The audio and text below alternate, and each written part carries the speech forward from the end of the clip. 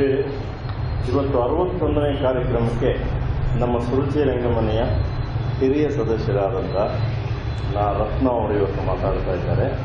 ವಿಷಯ ನಿಮಗೆ ಗೊತ್ತಿದೆ, ಅಂದಿನ ಮಿತ್ರ ಮೇಳ ಮತ್ತು ಸಾಂಸ್ಕೃತಿಕ ಪರಿಸರ ಅನ್ನೋದ್ರ ಬಗ್ಗೆ ನಾನು ಮೆಲುಕು ಹಾಕುತ್ತೀನಿ. ಅವತ್ತಿನ ನಮಗೆ ಅದೇ ಭಾಳ ಇಷ್ಟ ಆಯಿತು. ಹೇಗೆ ಅಂದರೆ ರತ್ನ ಅವರಿಗೆ ಅವತ್ತಿನ ತಲೆಮಾರಿನಲ್ಲಿದ್ದಂಥ ಭಾಳ ರೆಕಗ್ನೈಸ್ ಪರ್ಸನಾಲಿಟೀಸ್ ಎಲ್ಲ ಭಾಳ ಒಡನಾಟ ಇತ್ತು, ಹತ್ತಿರದಲ್ಲಿದ್ದರು ಅಂತೆಲ್ಲ ನಾವು ಕೇಳ್ಕೊಳ್ತೀವಿ. ಇವಾರ ಅನಂತಮೂರ್ತಿ ಅವರ ಇದನ್ನು ಮಾಡ್ತಿದ್ದಾಗಂತೂ ರತ್ನವ್ರನ್ನ ಅತಿ ಫ್ರೆಂಡ್ ಆಗಿ ಭಾಳ ಆತ್ಮೀಯವಾಗಿ ಕೆಲವು ಕಡೆ ಎಲ್ಲ ಚಿತ್ರಣ ಬರುತ್ತೆ. ನಮಗೆ ಏನು ಕುತೂಹಲ ಇತ್ತು ಅಂತಂದರೆ ಅವತ್ತು ಹೇಗಿತ್ತು, ಅದನ್ನು ಆ ಪರಿಸರ ಹೇಗಿತ್ತು, ಅವರ ಸಹವಾಸ ಹೇಗಿತ್ತು, ಅವರೆಲ್ಲ ಒಂದೇ ಸಾರಿ ಸಾಹಿತ್ಯದಲ್ಲಿ ಅಥವಾ ಬೇರೆ ಬೇರೆ ಇದರ ಕ್ಷೇತ್ರಗಳಲ್ಲಿ ಭಾಳ ಸಾಧನೆ ಮಾಡಿದಂಥವರ ಒಡನಾಟ ಮತ್ತು ಸ್ವತಃ ಎತ್ತರಕ್ಕೆ ಏರಿದಂಥ ಇವರು ಹೇಗಿರ್ಬೋದು, ಅದನ್ನು ಅವತ್ತನ್ನು ಇವ್ರ ಬಾಯಿಂದ ಕೇಳಬೇಕಲ್ಲ ಅಂತಂದಾಗ ಸುಮ್ಮನೆ ಹೀಗೆ ಖಾಸಗಿಯಾಗಿ ಮಾತಾಡೋದಕ್ಕಿಂತ ಈಗ ಒಂದು ಕಾರ್ಯಕ್ರಮವೇ ಹೇಗೆ ಮಾತಾಡಿದ್ರೆ ಹೇಗೆ ಅಂತ ಆ್ಯಕ್ಚುಲಿ ನಾನು ಇವರು ಶಶಿಧರ ಮಾತಾಡ್ಕೊಂಡಿದ್ದು ಅದನ್ನು ಒಪ್ಪಿದ್ದಾರೆ. ಭಾಳ ಸಂತೋಷ. ನಾವು ಇನ್ನೊಂದು ಸಾರಿ ಅಷ್ಟು ಹಿಂದಕ್ಕೆ ಹೋಗ್ಬೇಕು ಸುತ್ತೇ ಇರಲಿಲ್ಲ ಅನ್ನೋ ಕೆಲವರು ಎಲ್ಲ ನಾವು ಚಿಕ್ಕ ಮಕ್ಕಳಾಗಿದ್ದು. ಈಗ ಇವರ ಪರಿಚಯದೊಂದಿಗೆ ರಾಮನಾಥ್ ಅವರ ಇವರನ್ನು ಪರಿಚಯ ಮಾಡ್ತಾರೆ. ಅದರೊಂದಿಗೆ ಮಿತ್ರರೇ, ಸೂರ್ಯನನ್ನು ತೋರಿಸ್ಬಿಟ್ಟು ಇದು ಸೂರ್ಯ ಪರಿಚಯ ಮಾಡಿಕೊಟ್ರೆ ಅದು ಎಷ್ಟು ಹಾಸ್ಯಾಸ್ಪದ ಆಗುತ್ತೋ ಹಾಗಾಗತ್ತೆ. ನಾನೇನಾದರೂ ಡಾಕ್ಟರ್ ಅವ್ರನ್ನ ಪರಿಚಯ ಮಾಡಿಸ್ಕೊಟ್ಟೆ. ಆದರೂ ಔಪಚಾರಿಕವಾಗಿ ಒಂದೆರಡು ಮಾತುಗಳಿದೆ ನಾನು, ಅದಕ್ಕೋಸ್ಕರ ಹೇಳಲಿಕ್ಕೆ ಬಂದಿದ್ದೀನಿ. ಮೈಸೂರಿನ ಅತ್ಯಂತ ಹಿರಿಯ ರಂಗತಜ್ಞರು ಅಂತಂದರೆ ಡಾಕ್ಟರ್. ಅಷ್ಟೇ ಅಲ್ಲ, ಅತ್ಯಂತ ಲವಲವಿಕೆಯಿಂದ ಇವತ್ತಿಗೂ ಕೂಡ ತೊಡಗಿಸಿಕೊಳ್ತಾ ಇರುವಂಥವ್ರು ಅಂತಂದರೆ ರತ್ನವರು. ಎರಡೇ ಸಾಕು ಅನ್ಸುತ್ತೆ ನನಗೆ. ಯಾಕಂದರೆ ಇವರನ್ನ ಭಾಳ ವರ್ಷದಿಂದ ನಾನು ಬಲ್ಲೆ, ತುಂಬ ವರ್ಷದಿಂದ. ಯಾಕಂದ್ರೆ ನಾನು ಅವರ ಶಿಷ್ಯ ಕೂಡ ಡಿಪ್ಲೊಮಾ ಇನ್ ಡ್ರಾಮ್ಯಾಟಿಕ್ಸಲ್ಲಿ. ಹೀಗಾಗಿ ನನಗೆ 70ರ ದಶಕದಿಂದ ಅವರನ್ನು ನಾನು ನೋಡಿದ್ದೀನಿ. ಶ್ರೀಯುತರು ತಮಿಳುನಾಡಿನಲ್ಲಿ ಚಿದಂಬರಂನಲ್ಲಿ ಇವರು ಜನನ 1934ರಲ್ಲಿ. ಆಮೇಲೆ ಬೆಂಗಳೂರು, ಮೈಸೂರು ಮತ್ತು ಅಮೆರಿಕೆಯ ಬ್ಲೂಮಿಂಗ್ಟನ್ನಲ್ಲಿ ವಿದ್ಯಾಭ್ಯಾಸ MA PhD ಮಾಡಿದ್ದಾರೆ. ಮತ್ತು B.Ed ಕೂಡ ಮಾಡಿದ್ದಾರೆ. ನನಗೆ ಅದು ಆಶ್ಚರ್ಯ. ಅದು ಇನ್ಸ್ಟಿಟ್ಯೂಟ್ ಆಫ್ ಎಜುಕೇಷನ್ ಮೊದಲ ಬ್ಯಾಚ್. ಅದರಲ್ಲಿ 1955 ದಶಕದಲ್ಲಿ MA ಮಾಡಿದ್ದಾರೆ.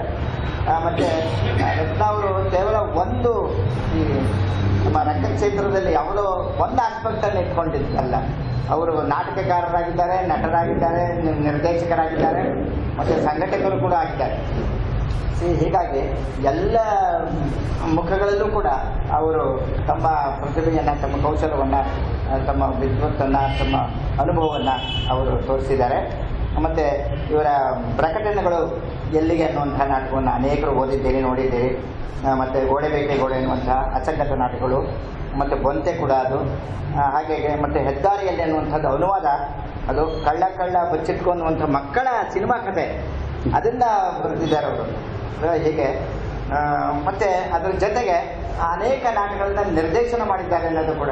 ಬಹಳಷ್ಟು ನಾಟಕಗಳನ್ನ ನಿರ್ದೇಶನ ಮಾಡಿದ್ದಾರೆ. ಈಗಾಗಲೇ ಅವ್ರು ಹೇಳಿದ್ರೆ ಬಹುಶಃ ಮಿತ್ರ ಮೇಳದ ಜೊತೆಯಲ್ಲೇ ಸಮತೆದ್ದು ಕೂಡ ಬರುತ್ತೆ ಅಂತ ಅಂದ್ಕೊಂಡಿದ್ದೀನಿ ಅವ್ರ ಮಾತಿನಲ್ಲಿ. ಹಾಗಾಗಿ ಸ್ವಪ್ನವಾಸುವುದಂತ ಎಲ್ಲಿಗೆ, ಕನ್ನಡ ನೀರು, ಬಂಡವಾಳದ ಬುಡಾಯಿ ಇತ್ಯಾದಿ. ಬಂಡವಾಳದ ಬುಡಾಯಿಯಿಂದ ನೋಡಿದ ರೀತಿಯೇ ನೋಟ ಇದೆಯಲ್ಲ, ಅದು ಬಹಳ ಬೇರೆ ರೀತಿ. ಅದು ನಾವೇನು ಬಂಡವಾಳದ ಬುಡಾಯಿ ಬಹಳ ಹಾಸ್ಯ ನಾಟಕ ಅಂತ ಹೇಳಿ ನಾವು ಅಂದ್ಕೊಂಡ್ರೆ, ಅದನ್ನು ಬಹಳ ವಿಷಾದದಿಂದ ಅದನ್ನು ನೋಡಿ ಅದನ್ನು ನಿರ್ದೇಶನ ಮಾಡಿದ್ರೆ ನಾನು ತುಂಬ ಚೆನ್ನಾಗಿ ನನಗೆ ಹಿಡಿಸ್ತದ್ದು ಅಂತಹ ಒಂದು ನಾಟಕವನ್ನು ಅವರು ನಿರ್ದೇಶನ ಮಾಡಿದರು. ಮತ್ತು ನಟರಾಗಿ ಬಹಳಷ್ಟು ನಾಟಕಗಳಿವೆ, ಒಂದು 3-4, ಯಾಕಂದ್ರೆ ಪಟ್ಟಿ ದೊಡ್ಡದಾಗುತ್ತೆ. ಆಷಾಢಭೂತಿ, ಮತ್ತು ಬೋರ್ಜುವ, ಮನೆಯೇನಾದದ್ದು, ಮೃಚ್ಛಕಟಿಕ, ಕಾಶಿರಾಮ್ ಕೊಟ್ವಾಲ್, ಕದಡಿ ನೀರು, ಸತ್ತವರ ನೆರಳು, ಹೀಗೆ ಹೇಳ್ತಾ ಹೋಗ್ಬೋದು, ಬೇಕಾದ್ರೆ ಹೇಳ್ಬೋದು. ಮತ್ತು ಇವತ್ತಿಗೂ ಕೂಡ ಇವರು ನಟನೆಯಲ್ಲಿ ತೊಡಗಿಸಿಕೊಂಡಿದ್ದಾರೆ ಅಂದರೆ 2 ವಿಚಾರಕ್ಕೆ ಅವರನ್ನು ನಾನು ತುಂಬ ನಾನು ಅವರ ಬಗ್ಗೆ ನನಗೆ ಗೌರವ ಇದೆ. ಒಂದು, ಟೈಮ್ ಡಿಸಿಪ್ಲಿನ್. ಇಷ್ಟೊತ್ತಿಗೆ ಆಗಬೇಕು ಅಂತಂದ್ರೆ ಅಷ್ಟೊತ್ತಿಗೆ ಸರಿಯಾಗಿ, ಈಗ ಅವರೇ ಹೇಳಿದ್ರು 10:30 ಆಯ್ತಪ್ಪ ಹೇಳೇ ಇಲ್ಲ, ಇಷ್ಟು ಮಟ್ಟಿಗೆ ಇರುವಂಥ ಒಬ್ಬ ನಟರನ್ನ ಮತ್ತು ಕಲಾವಿದರನ್ನ ನಾವು ನೋಡೋದು ಈ ದಿವಸಗಳಲ್ಲಿ ಬಹಳ ಅಪರೂಪ ಅಂತ ನಾನು ಅಂದ್ಕೊಂಡಿದ್ದೀನಿ ನಾನು. ಅದರ ಜೊತೆಗೆ ಮಕ್ಕಳ ಜೊತೆಯಲ್ಲಿ ಬೆಳೆಯುವಂತಹ ಸ್ವಭಾವ. ಯಾಕೆ ಈ ಮಾತು ಹೇಳ್ತಾ ಇದ್ದೀನಿ ಅಂದರೆ, ಸಹಮತ ಅನ್ನುವ ಒಬ್ಬ ಇನ್ನೂ ಹೆಚ್ಚಿನ ವಯಸ್ಸಲ್ಲ ಆಕೆ ನಿರ್ದೇಶನ ಮಾಡಿದಂತಹ ಹುಲಿಯ ಕಥೆಯಲ್ಲಿ ಇವರು ಆಕ್ಟ್ ಮಾಡಿದ್ದಾರೆ. ಅಂದರೆ ಎಷ್ಟರ ಮಟ್ಟಿಗೆ ಹೊಂದ್ಕೊಂಡು ಹೋಗ್ತಾರೆ ಅನ್ನುವಂಥದ್ದು ಇದು ಎಲ್ಲ ನಟರಿಗೆ, ಎಲ್ಲ ಕಲಾವಿದರಿಗೆ ಬಹಳ ಮುಖ್ಯವಾಗಿ ಇರಬೇಕಾದಂಥ, ಅವರು ಅನುಸರಿಸಬೇಕಾಗ್ತದೆ. ಅದಕ್ಕೆ ಅವ್ರನ್ನ ನಾವೆಲ್ಲರೂ ಕೂಡ ರೋಲ್ ಮಾಡಲಾಗಿ ನಾವು ಇಟ್ಕೊಂಡಿದ್ದೀವಿ. ಅವರ ಆದರ್ಶವನ್ನು ನಾವು ಅಟ್ಲೀಸ್ಟ್ ಆ ಜಾಗದಲ್ಲಿ ನಾವು ಹೋಗೋದಕ್ಕೆ ಪ್ರಯತ್ನ ಮಾಡೋಣ ಅಂತ ಹೇಳಿ ನಾನು ಅಂದ್ಕೊಳ್ತಾ ಇದ್ದೀನಿ. ಇಂಥವರಿಗೆ ಇಂಥ ಪ್ರತಿಭಾಶಾಲಿಗೆ ಪ್ರಶಸ್ತಿಗಳು, ಪುರಸ್ಕಾರ ಇತ್ಯಾದಿ ಏನು ಹೇಳಬೇಕಾಗಿಲ್ಲ, ಬೇಕಾದಾಗ ಬಂದಿದೆ. ಅದರಲ್ಲಿ ಮುಖ್ಯವಾಗಿ ಹೇಳಬೇಕಂದ್ರೆ ಲೈಫ್ ಟೈಮ್ ಅಚೀವ್ಮೆಂಟ್ಗೆ, ಜೀವನ ಸಾಧನೆಗೋಸ್ಕರ ನಾಟಕ ಅಕಾಡೆಮಿಯಿಂದ ಇವರಿಗೆ ಪ್ರಶಸ್ತಿ ಮತ್ತು ನಾಟಕ ಅಕಾಡೆಮಿ ರೆಗ್ಯುಲರ್ ಆಗಿ ಬರುವಂಥದ್ದು ಆ ಪ್ರಶಸ್ತಿ ಕೂಡ ಇದೆ. ಇದರ ಜೊತೆಗೆ ಬೇಕಾದಷ್ಟು ಬೇರೆ ಬೇರೆ ಪ್ರಶಸ್ತಿಗಳು, ಪದವಿಗಳು ಬಂದಿವೆ. ಇಂಥ ಡಾಕ್ಟರ್ ಅವರು ಸಮತೆತ್ತು ಸ್ಥಾಪಕರಲ್ಲಿ ಅವರೊಬ್ಬರು. ಡಾಕ್ಟರ್ ಸಿಂಧೋಳಿ ಅನಂತಮೂರ್ತಿ ಇವರು ಎಲ್ಲ ಮೆಲ್ಲೆ ಅವರು ಎಲ್ಲ ಸೇರಿಕೊಂಡು ಪ್ರಾರಂಭ ಮಾಡಿದಂತಹ ಅದು ಕೂಡ ಅದರ ಪ್ರಸ್ತಾಪ ಬರುತ್ತೆ ಅಂತ ಅಂದ್ಕೊಂಡಿದ್ದೀನಿ, ಅದನ್ನು ಹೇಳ್ತಾರೆ. ಸೊ ಇಂಥ ಒಬ್ಬ ನುರಿತ, ಅನುಭವಿ ಮತ್ತು ಹಿರಿಯ ರಂಗತಜ್ಞರು, ನಮಗೆಲ್ಲ ಮಾರ್ಗದರ್ಶಕರಾಗಿರುವಂಥ ಅವರೆಲ್ಲ ಇಷ್ಟು ಬಹಳ ಸಂಕ್ಷಿಪ್ತವಾಗಿ ನಾನು ಇವತ್ತು, ಮತ್ತು ಅದರ ಜೊತೆಗೆ ಅವರ ಹುದ್ದೆ ಕೂಡ ಅಷ್ಟೇ, ಆಯುಷ್ನಲ್ಲಿ ನಿರ್ದೇಶಕರಾಗಿ ಈಗ ಅವರು ನಿವೃತ್ತರಾಗಿದ್ದಾರೆ. ಇಂಥ ಒಬ್ಬ ಸಾಧಾರಣ ಅಪರೂಪದ ಕಲಾವಿದರನ್ನು ನಾನು ನಿಮಗೆ ಕೆಲವೇ ಮಾತುಗಳಲ್ಲಿ ನಾವು ಪರಿಚಯ ಮಾಡಿಕೊಟ್ಟಿದ್ದಕ್ಕೆ ನನಗೆ ತುಂಬ ಸಂತೋಷ ಆಗ್ತಾ ಇದೆ. ಎಲ್ಲರಿಗೂ ಕೂಡ ನಮಸ್ಕಾರ.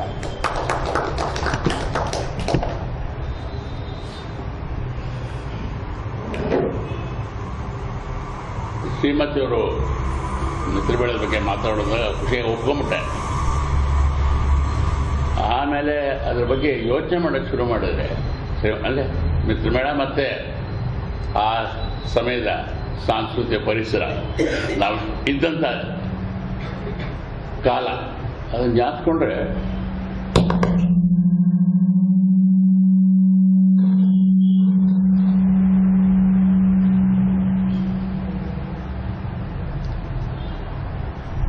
ನನಗೆ ಒಂದು ರೀತಿ ದಿಗ್ಭ್ರಮೆ ಆಯಿತು. ಆಮೇಲೆ ಏನು ಮಾತಾಡೋದು ಅಂತ ಅನ್ಸ್ದಾಗ ಆಮೇಲೆ 5 ಹರಟೆ ಜನ ಹೊಡೆದ್ಬಿಡೋಣ, 4 ಜನ ಸ್ನೇಹಿತರಿರ್ತಾರೆ ಅಂದ್ಕೊಂಡು ಬಂದೀನಿ ನಾನು. ನಿಜವಾಗಿ ಅದಕ್ಕೆ ತಯಾರಾಯಿತು. ಒಂದು ಪಟ್ಟಿ ಮಾಡೋಕ್ಕೆ ಹೋದೆ, ಇದೊಂಥರ ಎನ್ಸೈಕ್ಲೋಪೀಡಿಯಾ ಪಟ್ಟಿ ಆದಂಗೆ ಆಗ್ಬಿಡ್ತು. ಅಂದರೆ ನಮ್ಮ ಕಾಲದಲ್ಲಿ ಇದ್ದ ಜನ ಅವರು ಇವರು ಅಂತೆಲ್ಲ ನೋಡೋಕೆ ಹೋದರೆ ಆಶ್ಚರ್ಯ ಆಗುತ್ತೆ. ನಾವು ಇಂಥವ್ರ ಮಧ್ಯೆ ಎಲ್ಲ ಬೆಳೆದ ನಾನು ಅಂತ ನನಗೆ ಒಂಥರ ಕಣ್ಣು ಕುಕ್ಕಿಬಿಡ್ತು. ಸೊ ಆ ದೃಷ್ಟಿಯಿಂದ ಒಂದು ಮಿತ್ರಮೇಳದ ಬಗ್ಗೆ ಮಾತಾಡೋಣ. ಮಿತ್ರಮೇಳ ಅಂದರೆ ಮಹಾರಾಜಾಸ್ ಕಾಲೇಜ್. ಮಹಾರಾಜಾಸ್ ಕಾಲೇಜ್ ಅಂದರೆ ಇದು ಒಂಚೂರು ಅದರ ಹಿಂದೆ ಹೇಳಬೇಕಾದ್ರೆ, ನಾವು ಕಾಲೇಜಿಗೆ ಸೇರೋಕ್ಕೆ ಮುಂಚೆ ಮಹಾರಾಜಾಸ್ ಕಾಲೇಜಲ್ಲಿ ಯಾಕೋಬ್ಸ್ ಅಂತ ಒಂದು ನಾಟಕದ ತಂಡ ಇತ್ತಂತೆ. ಯಾಕೋಬ್ಸ್ ಅಂತ ನನಗೆ ಗೊತ್ತಿದ್ದಾಗೆ ಮೊದಲ ತಂಡ, ಒಂದು ವ್ಯವಸ್ಥಿತ ತಂಡ. ಭಾಳ ಚೆನ್ನಾಗಿ ಒಂದು 2-3 ವರ್ಷ ನಾಟಕ ಮಾಡಿದ್ರು, ಚೆನ್ನಾಗಾಯಿತು. ಇದಕ್ಕಿದೆ ಯಾಕೋಬ್ಸ್ ಸತ್ತೋಯ್ತು ಅಂತಂದರೆ ನಿಂತೋಯ್ತದು. ಆಗ ಇದ್ದ ಒಂದು 4-5 ಜನ ಏನು ಮಾಡಿದ್ರು, ಇದು ನಮಗೆ ಆಗ ಭಾಳ ಇದಕ್ಕೆ ಖಂಡಿತಾಗ ನಿಜವಾಗೂ ಯಾಕೋಬ್ಸ್ನ ಇದು ಸ್ಮಶಾನ ಯಾತ್ರೆ ಮಾಡಿ ಆದರೆ ಅಂತ್ಯಕ್ರಿಯೆಯನ್ನು ಮಾಡೋದು. ಹೋಗಿಲ್ಲ ನಿಜವಾಗ ಹೆಣ ತೊಗೊಂಡು ಹಿಂಗೆ ಮಾಡಿ ಯಾಕೋಬ್ಸನ್ನು ಅಂತ್ಯಕ್ರಿಯೆ ಮಾಡಿ ಅದನ್ನು ಮುಗಿಸ್ಬಿಟ್ರು. ಅದಾದ ಕೆಲವು ವರ್ಷ 1942ನೇ ಇಸ್ವಿಯಲ್ಲಿ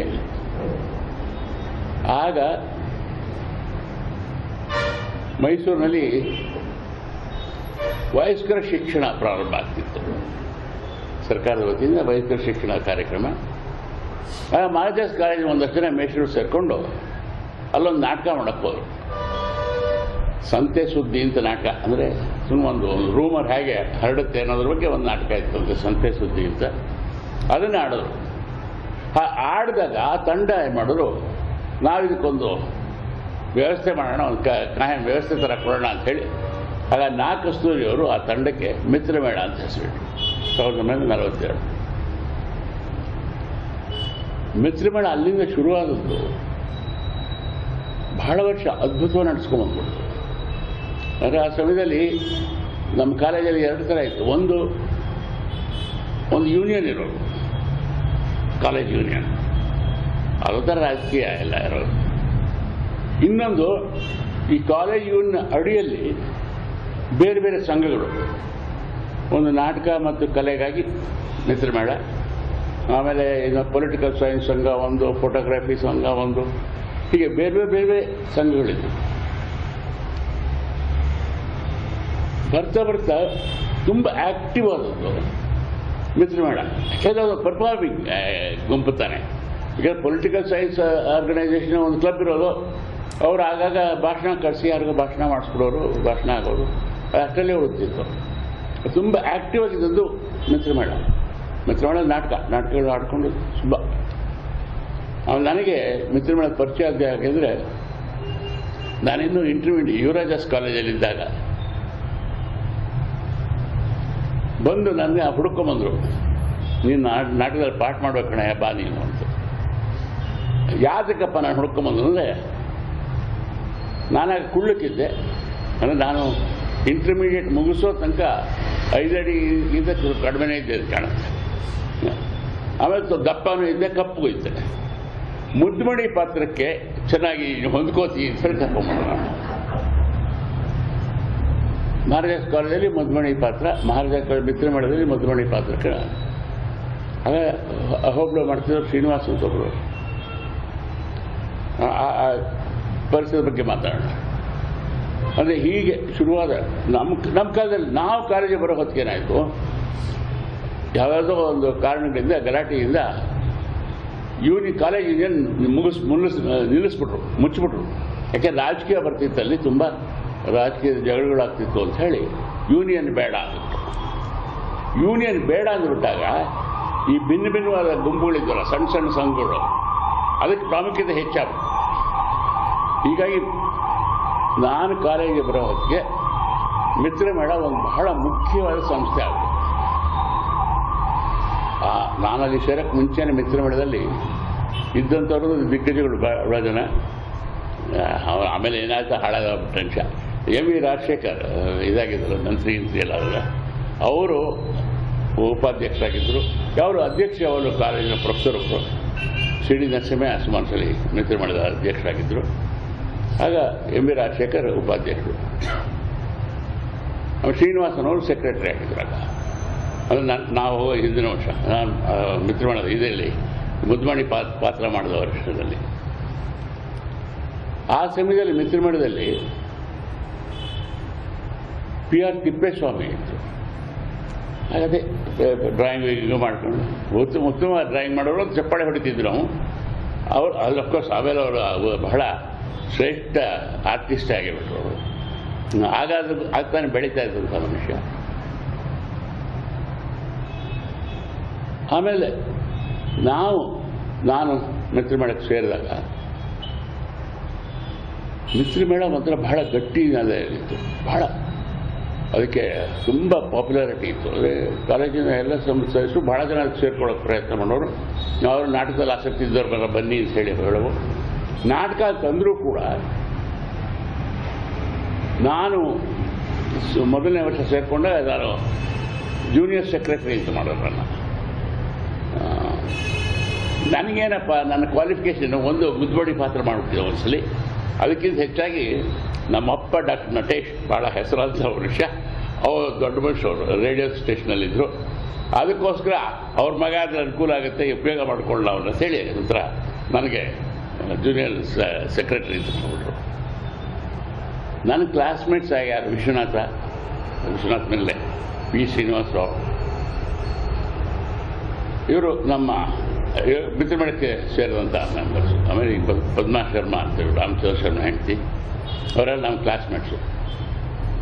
ನಮ್ಮ ಮಿತ್ರಮೇಳಕ್ಕೆ ಜೂನಿಯರ್ ಸೆಕ್ರೆಟರಿ ಆದ. ಆ ವರ್ಷ ಸೀನಿಯರ್ ಸೆಕ್ರೆಟರಿ ಸಿಂಧೋಳಿ ಅನಂತಮೂರ್ತಿ, ಒಂದು ವರ್ಷ ದೊಡ್ಡವನು ನಮಗೆ. ಸೀನಿಯರ್ ಸೆಕ್ರೆಟರಿ ಸಿಂಧೋಳಿ ಅನಂತಮೂರ್ತಿ,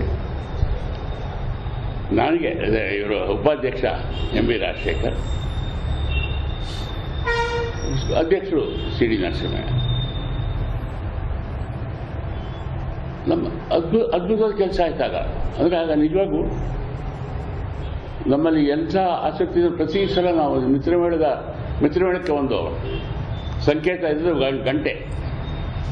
ಸೊ ಹೀಗಾಗಿ ನಾವು ಮಿತ್ರಮೇಳದ ಕಾರ್ಯಕ್ರಮ ಯಾವುದೇ ಆಗಬೇಕಾದ್ರೂ ಬೋರ್ಡ್ ಮೇಲೆ ಒಂದು ಅನೌನ್ಸ್ಮೆಂಟ್ ಹಾಕೋವು. ಅದರಲ್ಲಿ ಏನು ನಮ್ಮ ಪಿ ಶ್ರೀನಿವಾಸರಾವ್ ಅಂತೂ ಬಹಳ ಲಿಟ್ರರಿಯಾಗಿ ಗಂಟೆ ನಮ್ಮ ಸಂಸ್ಕೃತಿಯಲ್ಲಿ ಯಾವ ಥರ ಭಾಗವಹಿಸುತ್ತೆ ಅಂತ ಎತ್ತಿನ ಗಾಡಿಯಿಂದ ಗಂಟೆ ಬರೋದು ಹಿಡಿದು ಎಲ್ಲ ಮಾಡಿ ಇವತ್ತು ಗಂಟೆ ಹೊಡಿತಾ ಇದೆ ನೋಡಿ, ಮಿತ್ರಮೇಳದ ನಾಟಕ ಆಗ್ತಾ ಇದೆ ಬನ್ನಿ ಇಂಥದ್ದೆಲ್ಲ ಬಂದ್ಬಿಟ್ಟು ಬರೆದು ಮಾಡೋರು. ಆಮೇಲೆ ಮಿತ್ರಮೇಳ ಮುಖ್ಯವಾಗಿ ನಾಟಕ ಅಂತಾದರೂ ಕೂಡ ಆ ಸಮಯದಲ್ಲಿ ಎಲ್ಲ ಥರದ ಕಲೆಗೂ ಪ್ರೋತ್ಸಾಹ ನೀಡ್ತೀವಿ.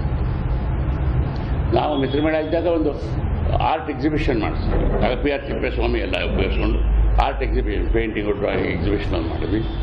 ಆಮೇಲೆ ರೆಗ್ಯುಲರ್ ನಮ್ಮ ಮಿತ್ರಮೇಳ ಫಂಕ್ಷನ್ನಲ್ಲೆಲ್ಲ ಸಂಗೀತ ಇರೋದು ಬಹಳ. ಸಂಗೀತ ಕಾರ್ಯಕ್ರಮಗಳನ್ನ ಏರ್ಪಡಿಸ್ವಿ, ಡಾನ್ಸ್ ಕಾರ್ಯಕ್ರಮನ ಏರ್ಪಡಿಸಿದ್ವಿ. ಸಂಗೀತ ಕಾರ್ಯಕ್ರಮ ಏರ್ಪಡಿಸೋಕ್ಕೆ ಬಹಳ ಅದ್ಭುತವಾದ ಶಕ್ತಿ ಇತ್ತು ನಮಗೆ. ಆಗ ಎಚ್ ಆರ್ ಲೀಲಾವತಿ ನಮ್ಮ ಕ್ಲಾಸ್ಮೇಟು. ಎಚ್ ಆರ್ ಲೀಲಾವತಿ ನಮ್ಮಲ್ಲಿ ನಾವು ಆಕೆನ ಆಗ ಮಹಾರಾಜಾಸ್ ಕಾಲೇಜಿನ ಲತಾ ಮಂಗೇಶ್ಕರ್ ಅಂತ ಯಾಕೆ ಅಂಥ ಕಂಠ, ಅವರ ರೇಂಜು, ವಾಯ್ಸ್ ರೇಂಜು ಅಂಥ ಅದ್ಭುತವಾದ ರೇಂಜು. ಅವರು ಹಾಡೋರು. ಸೊ ಅವರು ಅವ್ರ ಜೊತೆಗೆ ಎಂ ಬಿ ಮಾತಿ ಅಂತ ಒಬ್ಬರಿದ್ದರು, ಅಲ್ಕಾವತಿ ಅಂತಿದ್ರು. ಇವರೆಲ್ಲ ಬಹಳ ಅದ್ಭುತ ಹಾಡೋರು ಕೂಡ. ಹೀಗಾಗಿ ಸಂಗೀತ ಕಾರ್ಯಕ್ರಮಗಳು ರೆಗ್ಯುಲರು, ಭಾವಗೀತೆ ಕಾರ್ಯಕ್ರಮಗಳು ರೆಗ್ಯುಲರ್. ಭಾವಗೀತೆ ಅಂತ ರೆಗ್ಯುಲರ್ ನಮ್ಮ ನಾಟಕ ಇದ್ದರೂ ಕೂಡ ಪ್ರೋಗ್ರಾಮ್ ಇದ್ದರೆ ಇವರ ಸಂಗೀತ ಆಗಬೇಕು, ಹಾಡಾಗಬೇಕು, ಅದಾದ ಮೇಲೆ ನಾಟಕ ಆಗಬೇಕು ಅಂತ ಹೇಳಿದ್ದು. ಆಮೇಲೆ ನಾವು ಮಿತ್ರಮೇಳ ಮಾಡಿದ ಮಹಾ ದೊಡ್ಡ ಕೆಲಸಗಳಲ್ಲಿ ಒಂದು ಒಳ್ಳೆ ನಾಟಕ ಮಾಡ್ತಾ ಇದ್ವಿ ಅಂತ ನಂಗೆ ಅನಿಸುತ್ತೆ. ಈಗ ಜಾಸ್ಕೊಂಡ್ರೆ ನಾವು ಹಠ ಮಾಡಿ ಟಿಕೆಟ್ ಹಾಕಿದ್ವಿ. 4 ಆಣೆ ಟಿಕೆಟ್ ಆಗ 4 ಆಣೆ ಅಂದರೆ 25 ಪೈಸೆ ಸಮ ಟಿಕೆಟ್ ಹಾಕಿದ್ವಿ. ಫಸ್ಟ್ ಟೈಮ್ ಟಿಕೆಟ್ ಹಾಕಿ ನಾಟಕ ಮಾಡೋದು ಅಂತ. ಏನಪ್ಪ ಟಿಕೆಟ್ ಹಾಕ್ಬಿಡ್ತೀವಿ ನೀವು, ನಾವೆಲ್ಲ ಬಿಟ್ಟು ಪಾಸ್ ಕೊಡಲ್ವಾ ಅಂತ ಬೇಟ್ಗಳು ಅವರು ಇವರು. ಇಲ್ಲ, ಟಿಕೆಟ್ ತಗೊಂಬನ್ನಿ. ಆ್ಯಂಡ್ ನಾಟಕಗಳೆಲ್ಲ ಜೂನಿಯರ್ ಬಿ ಹಾಲ್ ಆಡೋದು. ಸಾಧಾರಣ ಜೂನಿಯರ್ ಬಿ ಹಾಲ್, ಸೀನಿಯರ್ ಬಿ ಹಾಲ್ ಯಾಕೋ ಹೋಗ್ತಾನೆ ಇಲ್ಲ, ನಾವು ಬಹಳ ಕಡಿಮೆ ಹೋಗೋದು. ಜೂನಿಯರ್ ಬಿ ಹಾಲ್ ಎಲ್ಲ ನಾಟಕ, ಅಲ್ಲಿ ಒಂದು ದೊಡ್ಡ ಗ್ಯಾಲರಿ ಎಲ್ಲ ಆಗೋದು. ಹೌಸ್ಫುಲ್. ನಾವು ಫಂಕ್ಷನ್ ಆಯಿತು ಅಂದರೆ ಹೌಸ್, ಅಂದರೆ ಆ ಸಮಯನೇ ಆಗಿತ್ತು ಬಿಡಿ. ಆ ಸಮಯ ಆಗಿತ್ತು ಅಂತಂದರೆ ಹೀಗೆ ನೆನೆಸ್ಕೊಂಡ್ರೆ ನೋಡಿ, ಕಾರಂತರು ಕನಸು ಕಾಣ್ತಿದ್ರು. ಇಲ್ಲಿ ರಂಗಾಯಣ ಮಾಡಿದಾಗ ಅವ್ರು ಭಾನುವಾರ ಸಾಯಂಕಾಲ, ಭಾನುವಾರ ವಾರಾಂತ್ಯ ನಾಟಕ ಮಾಡೋಕ್ಕೆ ಶುರು ಮಾಡೋದಕ್ಕೆ ಕಾರಣ ಅವರು, ನೋಡ್ರಿ ಮೈಸೂರಲ್ಲಿ ಯಾವರು ಜನ ಭಾನುವಾರ ಸಾಯಂಕಾಲ ಎಲ್ಲರೂ ಹೋಗ್ಬೇಕು ಅಂದರೆ ರಂಗಾಯಣಕ್ಕೆ ಹೋಗೋಣ, ಅಲ್ಲಿ ನಾಟಕ ಇರುತ್ತೆ ಅಂದ್ಕೊಂಡು ಖಂಡಿತವಾಗಿ ಬರಬೇಕು, ಅವ್ರಿಗೂ ನಾಟಕ ನಾವು ತೋರ್ಸೋಕ್ಕಾಗಬೇಕು ಅಂತ. ಅದಕ್ಕೆ ಏನಾರು ಆಗ್ತಿರ್ಬೇಕಲ್ಲಿ ಅಂತ. ಆದರೆ ನಾವು ಹುಡುಗರಾಗಿದ್ದಾಗ ಮಹಾರಾಜಾಸ್ ಕಾಲೇಜ್ ಜೂನಿಯರ್ ಬಿ ಹಾಲ್ ಅಂತ ಒಂದು ಸ್ಥಾನ ಆಗಿತ್ತು. ಏನು ಪ್ರತಿನಿತ್ಯ ಸಾಯಂಕಾಲ ಜೂನಿಯರ್ ಬಿ ಹಾಲ್ಗೆ ಹೋಗ್ಬಿಟ್ಟು ಏನಾಗೋದಲ್ಲ, ಏನಾರು ಆಗ್ತಿರೋದು. ಪ್ರತಿನಿತ್ಯ ಸಾಯಂಕಾಲ ಭಾಷಣಗಳಿರೋದು, ಅದ್ಭುತವಾದ ಭಾಷಣಗಳಿರೋವು. ಆಮೇಲೆ ಕಾರ್ಯಕ್ರಮಗಳು, ಏನಾದ್ರು ಕಾರ್ಯಕ್ರಮಗಳು, ಸಾಧಾರಣವಾಗಿ ಡಿಬೇಟ್ಸು, ಭಾಷಣಗಳು, ಕಾರ್ಯಕ್ರಮಗಳು, ಆಮೇಲೆ ನಾಟಕಗಳು ಅಥವಾ ಕಲೆ ಇದು. ಹೀಗೆ ಪ್ರತಿನಿತ್ಯ ಜೂನಿಯರ್ ಬಿ ಹಾಲ್ ಯಾವತ್ತೂ ತುಂಬದ್ದೇ ಉಂಟು ಸಾಯಂಕಾಲದ ಹೊತ್ತು. ಅಂದರೆ ಆಗ ಒಂದು ಅಡ್ವಾಂಟೇಜ್ ಇದ್ಬಿಡಿ, ನಮಗಾಗ ಬೇರೆ ಹವ್ಯಾಸಗಳು ಬಹಳ ಕಡಿಮೆ. ಹುಡುಗರೆಲ್ಲ ಅವೆಲ್ಲ ಅದಕ್ಕೆ ಹೋಗ್ತಾ ಇದ್ವಿ.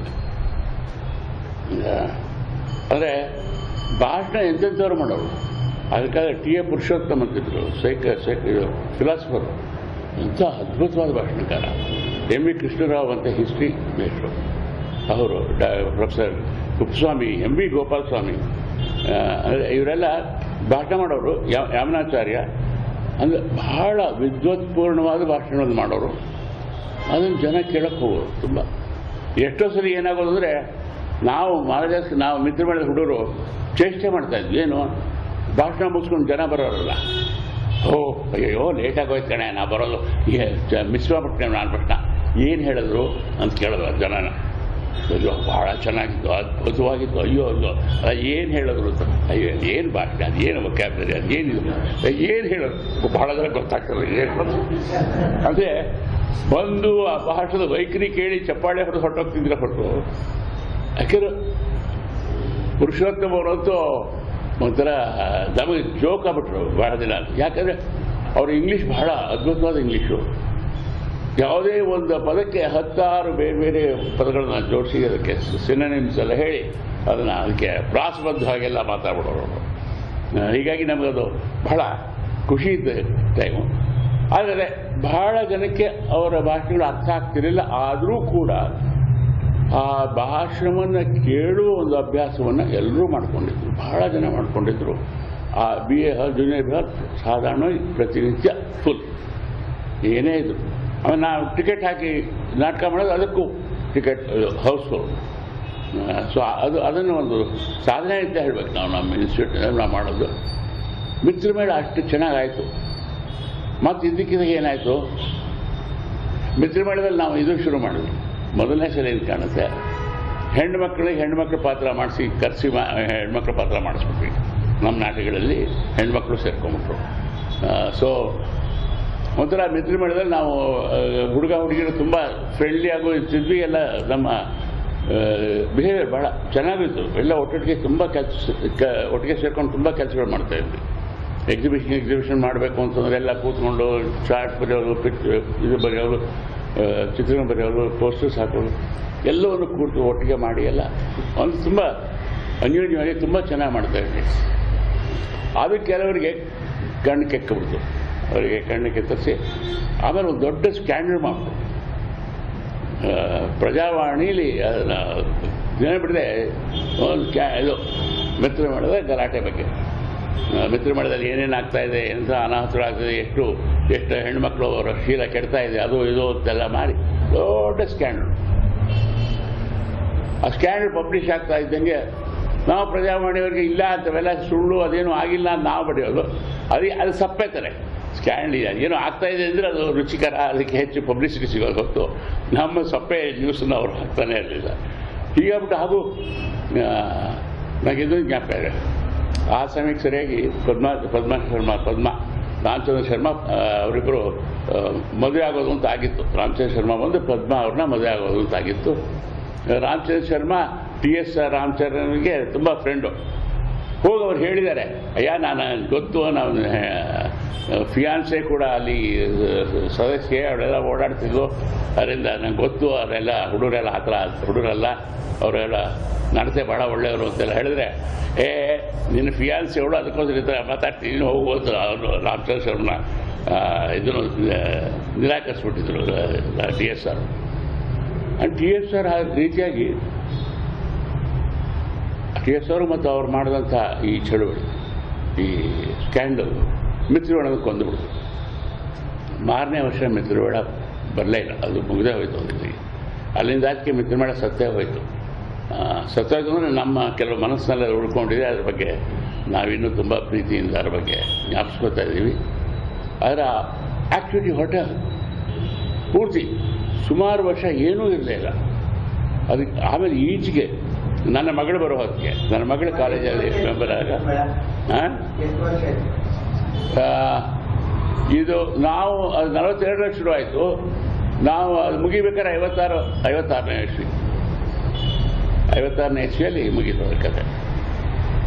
ಸೊ ಆಗ ಅದೇ ಆಮೇಲೆ ನನ್ನ ಮಗಳು ಕಾಲೇಜಿಗೆ ಬಂದಾಗ ನೆಳೆದು ಬೆಳಕು ಅಂತ ಒಂದು ಸಂಸ್ಥೆಯನ್ನು ಶುರು ಮಾಡಿ ಅವರು ಅದೇ ಥರ ಪ್ರಯತ್ನ ಮಾಡೋದು, ನಾಟಕಗಳನ್ನು ಮಾಡಿ ಇದು ಮಾಡಬೇಕು ಅಂತ. ಅದು ಕೂಡ ಒಂದು 2 ವರ್ಷ ಕೆಲಸ ಮಾಡಿ ಉತ್ಸಾಹ ಕಡಿಮೆ ಆಗ್ಬಿಟ್ಟಿದೆ. ಈಗ ಇದ್ದಾರೆ ಜನ ಇನ್ನೂ ನೆಬೆ ಹುಡುಗರು ಅಂತ ಹೇಳಿ ಎಲ್ಲ ಈಗಲೂ ಓಡಾಡ್ತಾರೆ.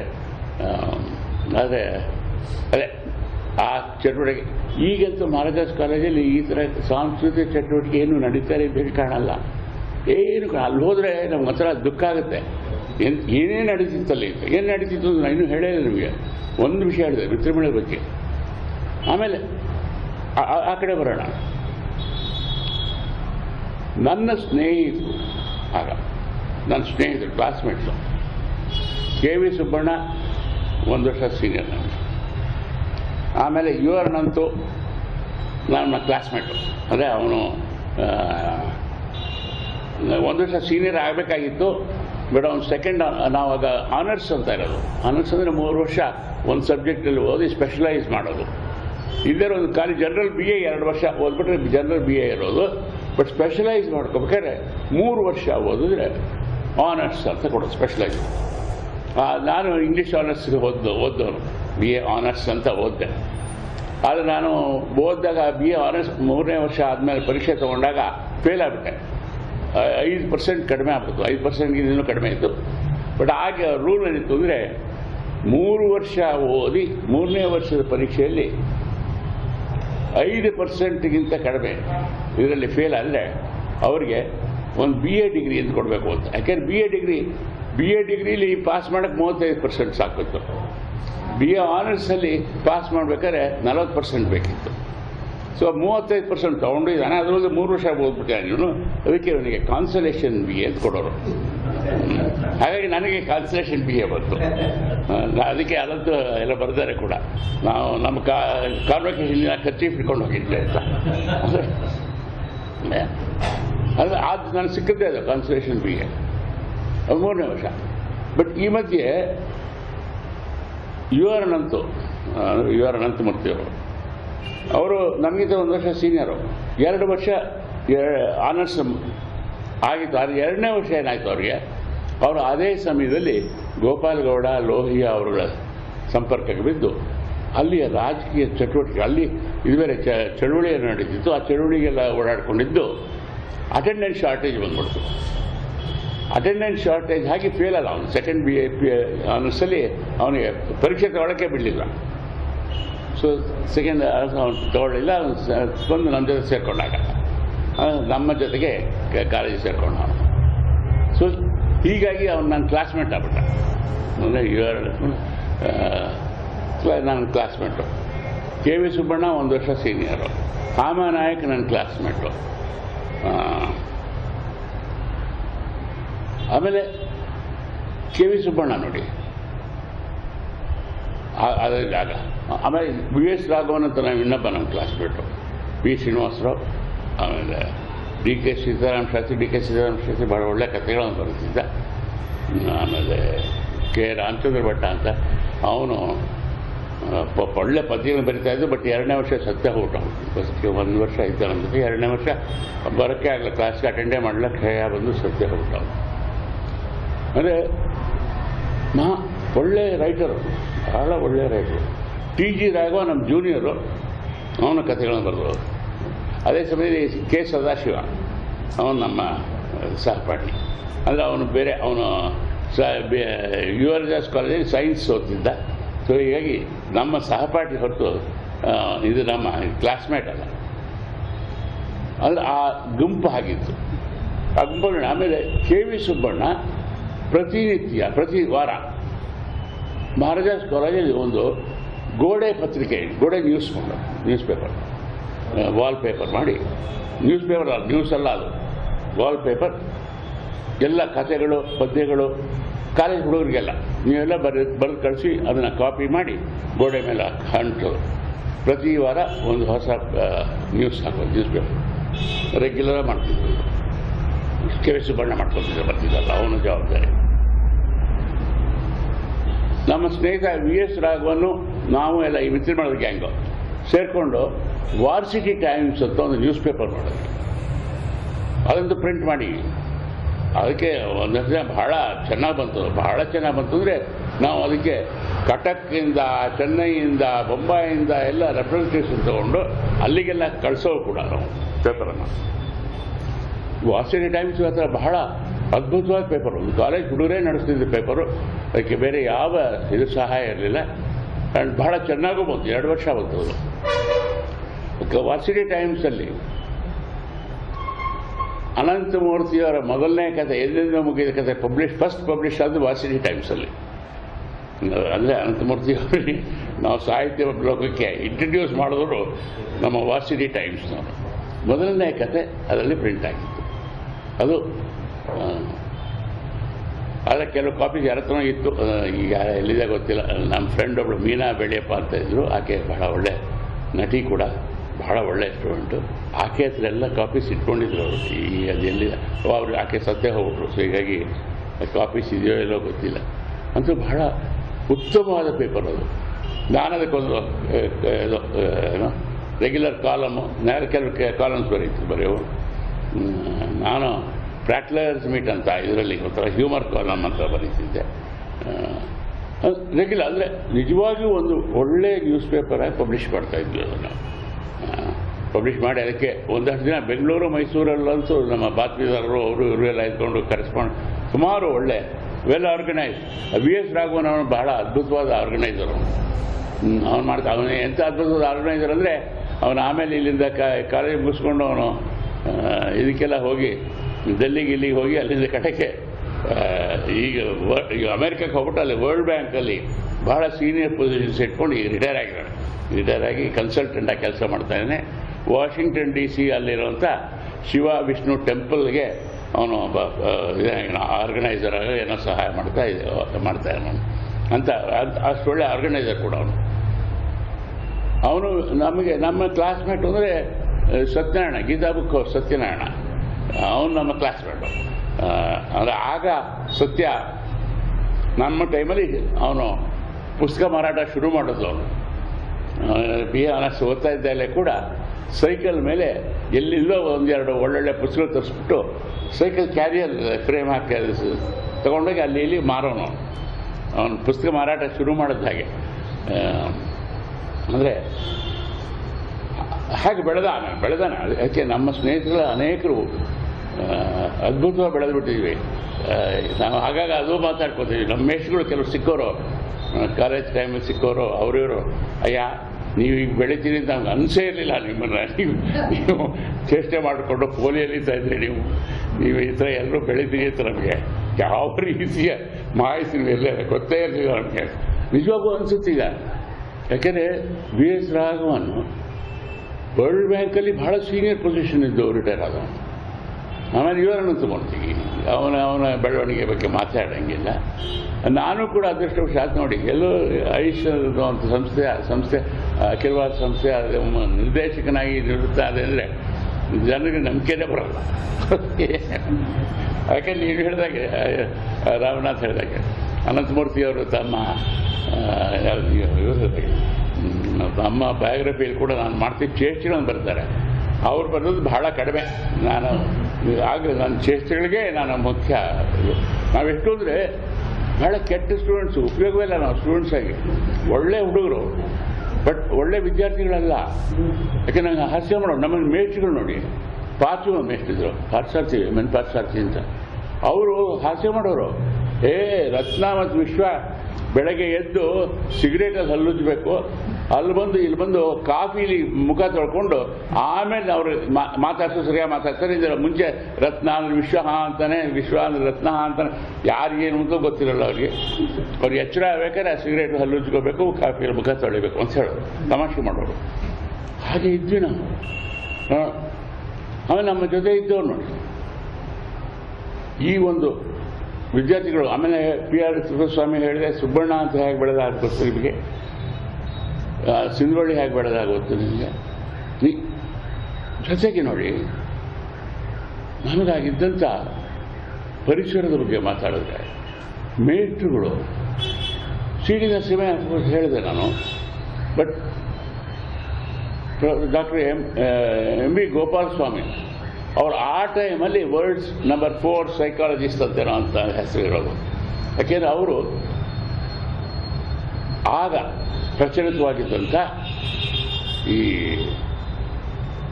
ಸೈಕಾಲಜಿಯಲ್ಲಿ, ಪ್ಯಾರಾಸೈಕಾಲಜಿಯಲ್ಲಿ ಬಹಳ ಹೆಸರುವಾದ ತುಂಬ ಎಕ್ಸ್ಪೆರಿಮೆಂಟ್ಸ್ ಮಾಡೋರು. ಪ್ಯಾರಾಸೈಕಾಲಜಿಯಲ್ಲಿ ಮಹಾರಾಜಾಸ್ ಕಾಲೇಜಲ್ಲಿ ಇದು ತುಂಬ ಹೆಸರುವಾದ ಸೈಕಾಲಜಿ ಡಿಪಾರ್ಟ್ಮೆಂಟ್ ಬಹಳ ಸ್ಟ್ರಾಂಗ್ ಡಿಪಾರ್ಟ್ಮೆಂಟ್ ಅಂತ ಹೆಸರಾಗಿತ್ತು. ಅವ್ರು ಮಾಡಿದ್ರು. MB ಗೋಪಾಲಸ್ವಾಮಿ ಅವರು ಆಕಾಶವಾಣಿ ಸ್ಥಾಪಿಸಿದವರು. ಅವರ ಆಕಾಶವಾಣಿಯನ್ನು ಶುರು ಮಾಡಿದವರು. ತಮ್ಮ ಸ್ವಂತ ಹಾಬಿಗೋಸ್ಕರ ಒಂದು ರೇಡಿಯೋ ಸ್ಟೇಷನ್ ಶುರು ಮಾಡಿ ಜನರನ್ನೆಲ್ಲ ಕರೆಸಿ ಬರೀ ತೆಂಗಿನಕಾಯಿ ವಿಳೆದೆಲೆ ತಾಂಬೂಲ ಕೊಟ್ಟು ಕಳಿಸ್ತಾ ಇದ್ರು ಜನರು, ಪ್ರೋಗ್ರಾಮ್ಸ್ ಮಾಡಿಸಿ. ಹಾಗೆ ಅಂಥ MB ಗೋಪಾಲಸ್ವಾಮಿ ನಮ್ಮ ಕಾಲೇಜಲ್ಲಿ ಸೈಕಾಲಜಿ ಪ್ರೊಫೆಸರು. ಆಮೇಲೆ ನಾನು ಕಾಲೇಜ್ ಸೇರೋ ಹೊತ್ತಿಗೆ ಇದು ಪ್ರಿನ್ಸಿಪಾಲ್ ಆಗಿದ್ದು ರಿಟೈರ್ ಆದರು. ಆಮೇಲೆ ನಾನು ಕಾಲೇಜ್ ಸೇರಿದಾಗ SV Ranganna, professor SV Ranganna college principal ಆದರು. SV ರಂಗಣ್ಣವರು ಅಂತೂ ಎಂಥ ಅದ್ಭುತವಾದ ಮೇಷ್ಟ್ರು. ಬಹಳ ಸಾಫ್ಟ್ ಸ್ಪೋಕನ್, ತುಂಬ ಸಾಫ್ಟ್ ಸ್ಪೋಕನ್ನು ಒಂಥರ ಮಗುವಿನಂಥ ಮುಖ, ಮಗುವಿನಂಥ ಮನಸ್ಸು.